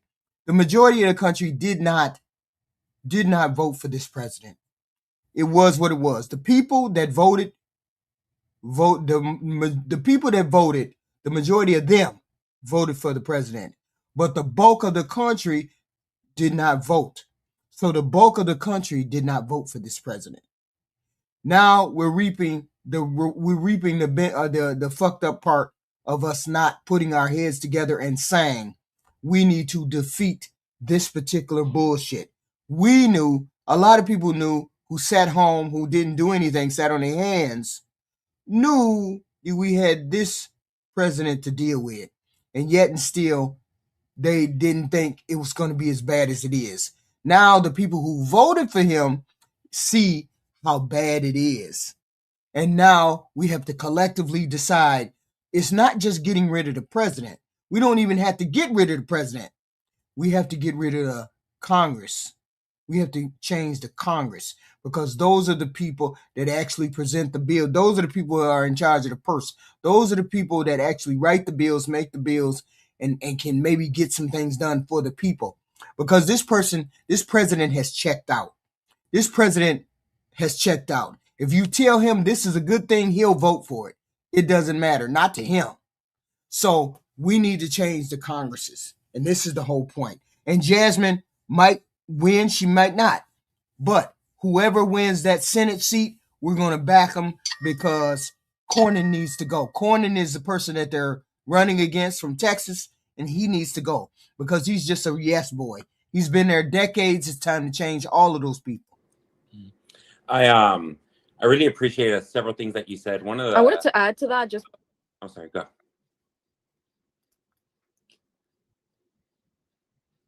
Okay, it's because you were lagging a little bit. But I had a question still about immigration. So I actually come from a mixed status family, and unfortunately, now more than ever, we do live in fear. And it's been like that for years, but it's at a whole completely different level today. And I guess my question for you would be, if you are elected, would you be willing to support legislation such as concerning immigration reform, such as providing citizenship for undocumented immigrants, many of whom already have families? And I figured yes, no doubt about it. No doubt about it. I want to make this distinction like very clear. We do not have immigration policies that are being carried out right now. What we have is thuggery that is popping off in the streets. There was legislation that had been proposed, and it was Donald Trump that decided to tank it. What we have is people's constitutional rights being violated. What we have is people that are, quote unquote, doing it the right way, being kidnapped when they are going to their appointments or their court hearings. What we have is people's due process rights that are being violated. And we have, elected officials that don't even understand the Constitution, which I don't know how we get over that. But people that are saying things like, you're not entitled to due process. So you talk about a mixed status family, okay? Well, everybody's entitled to due process. And the reason that we've seen a historic number of U.S. citizens that have been nabbed is because they are being denied due process rights, which basically says, hey, this is what I'm accusing you of. Let me go ahead and give you an opportunity to respond. That is basically due process, as plainly as I can make it. And when you deny people that is when you end up with things like, this is a citizen, or this is somebody that is lawfully present, or whatever it is. So we need to really fortify what it is to actually understand the Constitution and follow it, number one. And then we do need legislation. I agree with anyone that takes a stance that they don't want criminals in their communities, that they don't want to be harmed. Cool. None of us do, Democrats or Republicans or independents. I don't know who's like, yes, send me the criminals, right? Like nobody wants that. I also don't think that it is fair to take just a paintbrush and say, you know what? If you weren't born here, you're absolutely a criminal. That's not my stance. That's not my stance. I believe that we are a country of immigrants. I believe that we have so many people that contribute to actually making the fabric of this country great. And the idea that we are, turning our backs on what it means to be American, which is to be in the land of the free and the land of opportunity. It kills me, Candyman 7921. You got a lot to say. What do you say about what your president said yesterday? What do you have to say about what your president said yesterday? This would be the question. Don't come in the chat and beat up on people that are actually trying to make a difference in this world, trying to make a difference in this country. You notice they come in and they crash out 5 minutes after they get here, they crash out. But they don't have anything positive to say, and they can't counter the argument. You can't counter her argument at all, but you want to crash out about what she says. Just because you don't like what she says doesn't mean she don't have the right to say it, and that don't mean that she's retarded because she does say it. You have to listen to the argument and then counter the argument, because 9 times out of 10, Trump can't counter her argument. People don't like the way she talked to Trump, but ain't nobody else willing to talk to Trump the way she talking to him. Ain't nobody else willing to push back on this president. Don't be mad at her because she does push back on it. It is really saddening to me, and it is very cowardly to me that Republicans who espouse themselves as patriots have no understanding of what true patriotism looks like. And it does not look like the dehumanization that we are currently seeing. Yeah, we're truly living in dark times. Right. Yeah.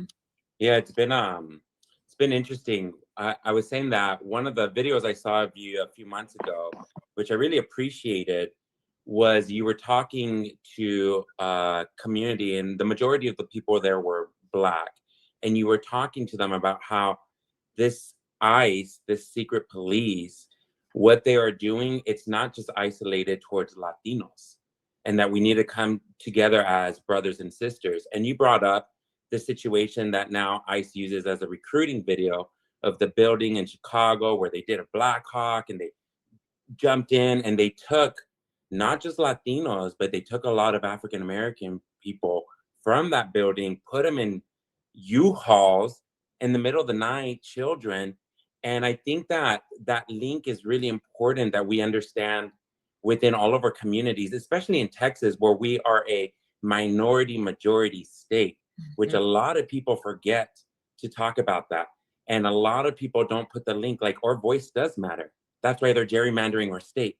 That's why they're diluting our votes, because we are the majority and they don't want us to be able to rise above that.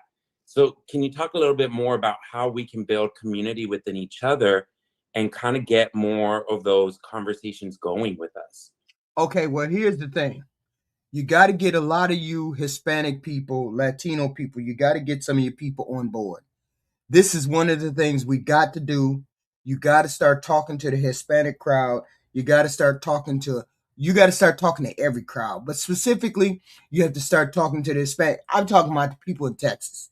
People in Texas, there's minority group in Texas. The bulk of the people in Texas are a minority. So that means I'm assuming that means there's more Hispanic and more Black than there is white. So therefore, you need to start talking to the Hispanic crew. You need to start going to those communities, talking to those people, having conversations with those people, having town halls in those areas with that Hispanic population.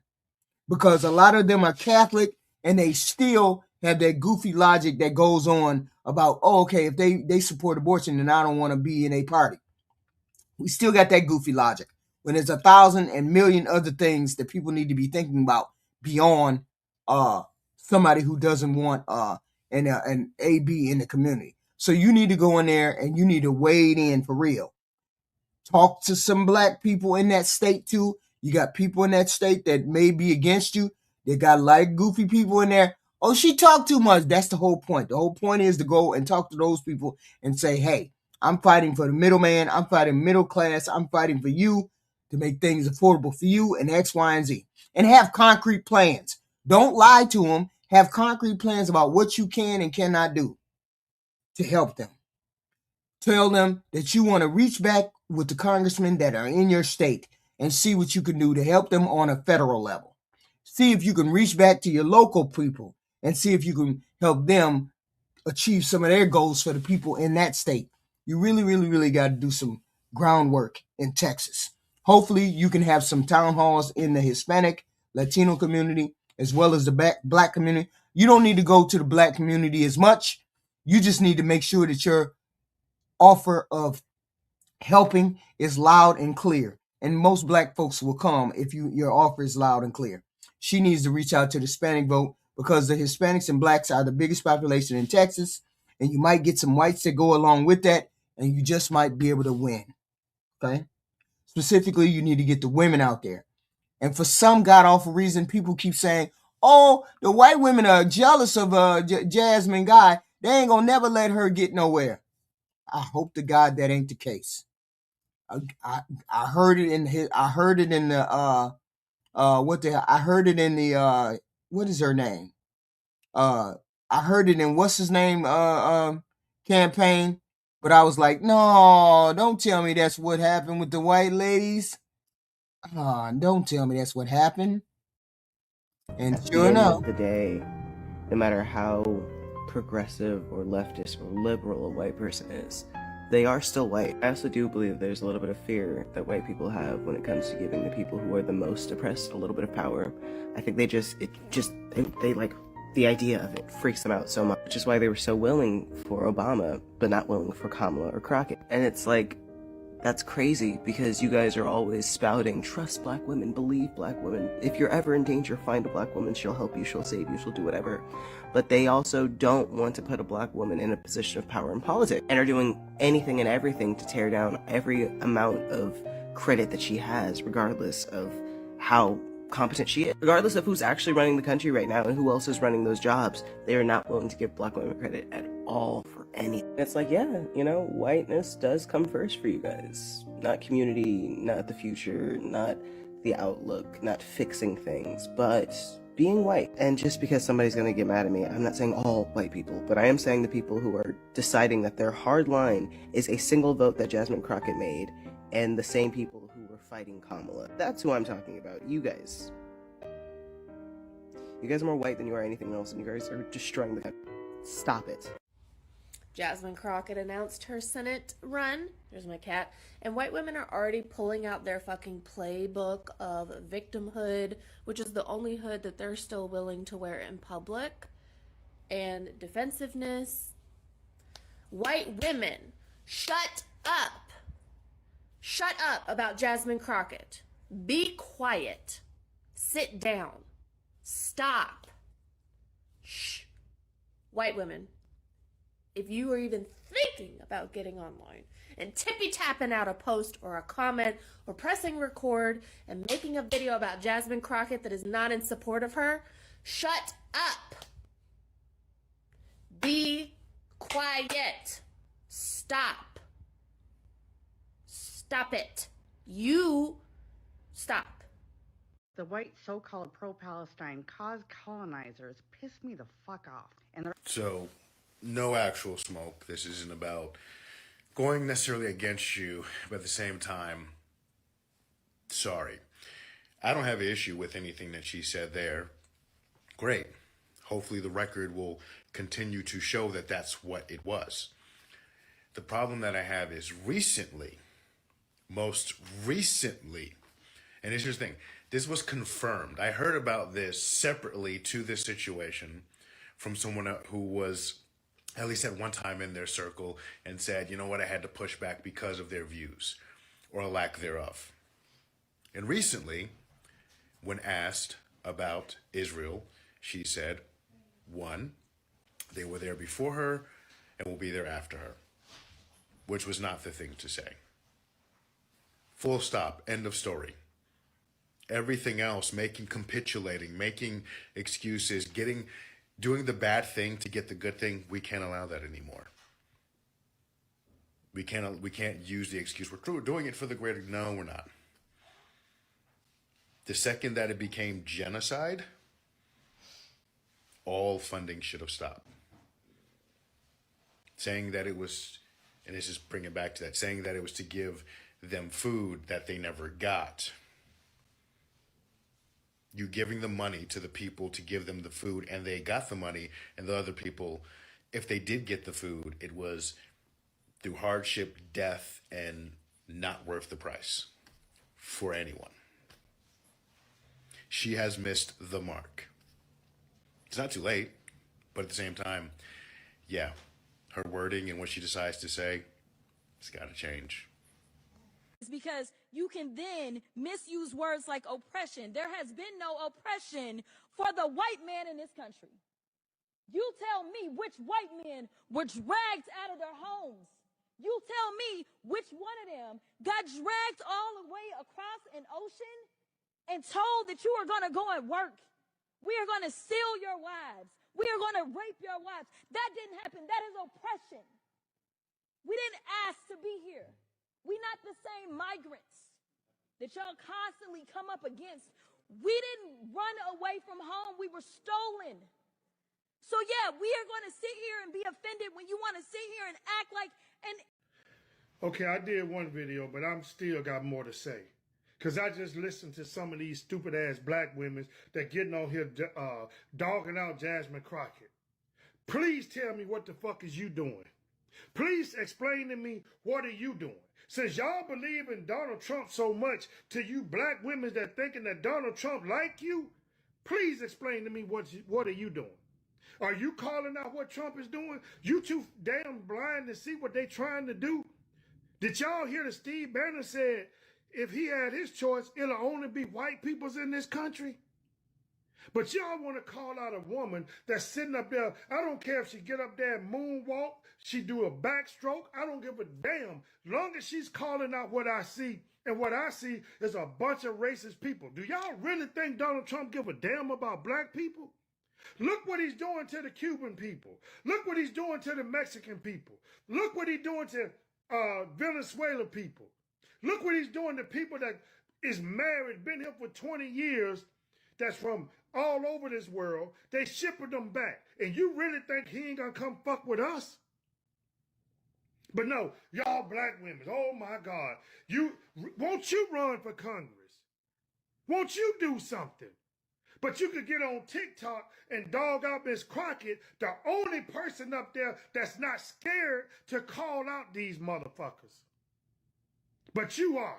But you got a problem with her. Oh, the one woman said she needs somebody like me to deal with her. She said Donald Trump is turning America like Russia. What you think he's trying to do, stupid? What do you think he's trying to do? So you own this thing but he's trying to make America great again? Do you understand? Your black ass, you too busy trying to get your nails done, get your weave done. You ain't going out there and pick no goddamn tomatoes. You ain't going out there and pick no watermelons. You ain't going to do none of that because you're scared to get your damn nails done. You want to go down to Miami and get a BBL, a BBW, whatever the fuck they call it. You want to go get a to walk around here looking like you somebody. But you ain't going to do nothing when they start coming. You raging too much, bro. You raging too much. I don't like that. 7 p.m. Eastern. Nate the Truth on YouTube. If you want to get at me, really, you can get at me over there. No, that's okay. Over here, I might get blocked. We over got there, I'm gonna get in your ass. Uh-oh. Shut up. You TikTok people wild. It's amazing. Online leftists are once again pulling from the exact same playbook that they used to attack Kamala Harris to now attack Jasmine Crockett. Because once again, Palestine is being used as a political cudgel. Because even though we are a year in, I have still yet to see an iota of a plan on how to make Trump or any leading Republican start siding with Gaza more. There's nothing. There's not a manifesto. There's not even a leaflet explaining what the plan is to get them to do that thing. Because the way certain online leftists, especially those with large platforms living in majoritively safe blue states, are treating Jasmine Crockett, you're just proving my point that I had last year about Kamala Harris. Y'all are unorganized, unserious, and fucking performative as fuck. The only thing y'all are actually consistent on is holding Black Democratic women to an impossibly high standard and never holding that same standard for their white male counterparts on either side of the aisle, but especially if they're Republican. You don't do it. Crockett and Tallarico's views on Palestine and Israel are basically the same, with a standard view on Israel, but still overall more leaning favorably towards the Palestinians. But there hasn't been a bunch of videos talking shit about James Tallarico. Now has there? No. Meanwhile, the same people who are talking shit and making videos about Jasmine Crockett haven't said shit about the Republican incumbent, John Cornyn, who has taken almost $500,000 from AIPAC alone. But honestly, I'm tired. I am tired of Palestine being used as the make or break issue for who we should choose for politicians here in America. That single issue shit should have been left back in 2012, not 2016, not 2020, not 2024, 2012.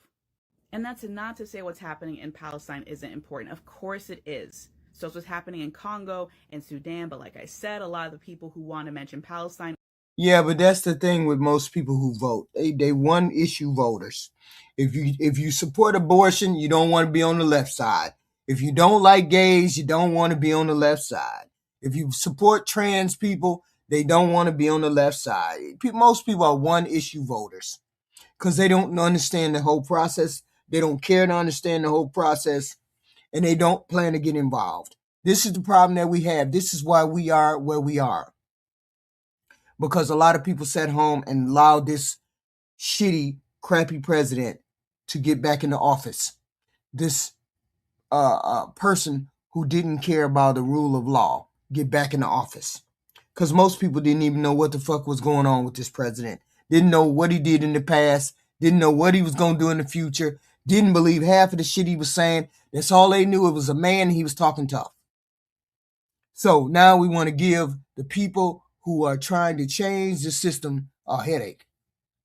We're not going to do that. We're going to support Jasmine Guy. We're going to try to support her, or we're going to support Tallarico. We don't care which one it is. But they need to change and get that corning out of there. Only mention Palestine and never those other two countries. And again, I ask, I wonder why. There are atrocities that have been going on in this very country for years or even decades. And yet, politicians' stances on those aren't the thing being used as the litmus test for whether or not we should or shouldn't choose them. And I find that infinitely fucking weird.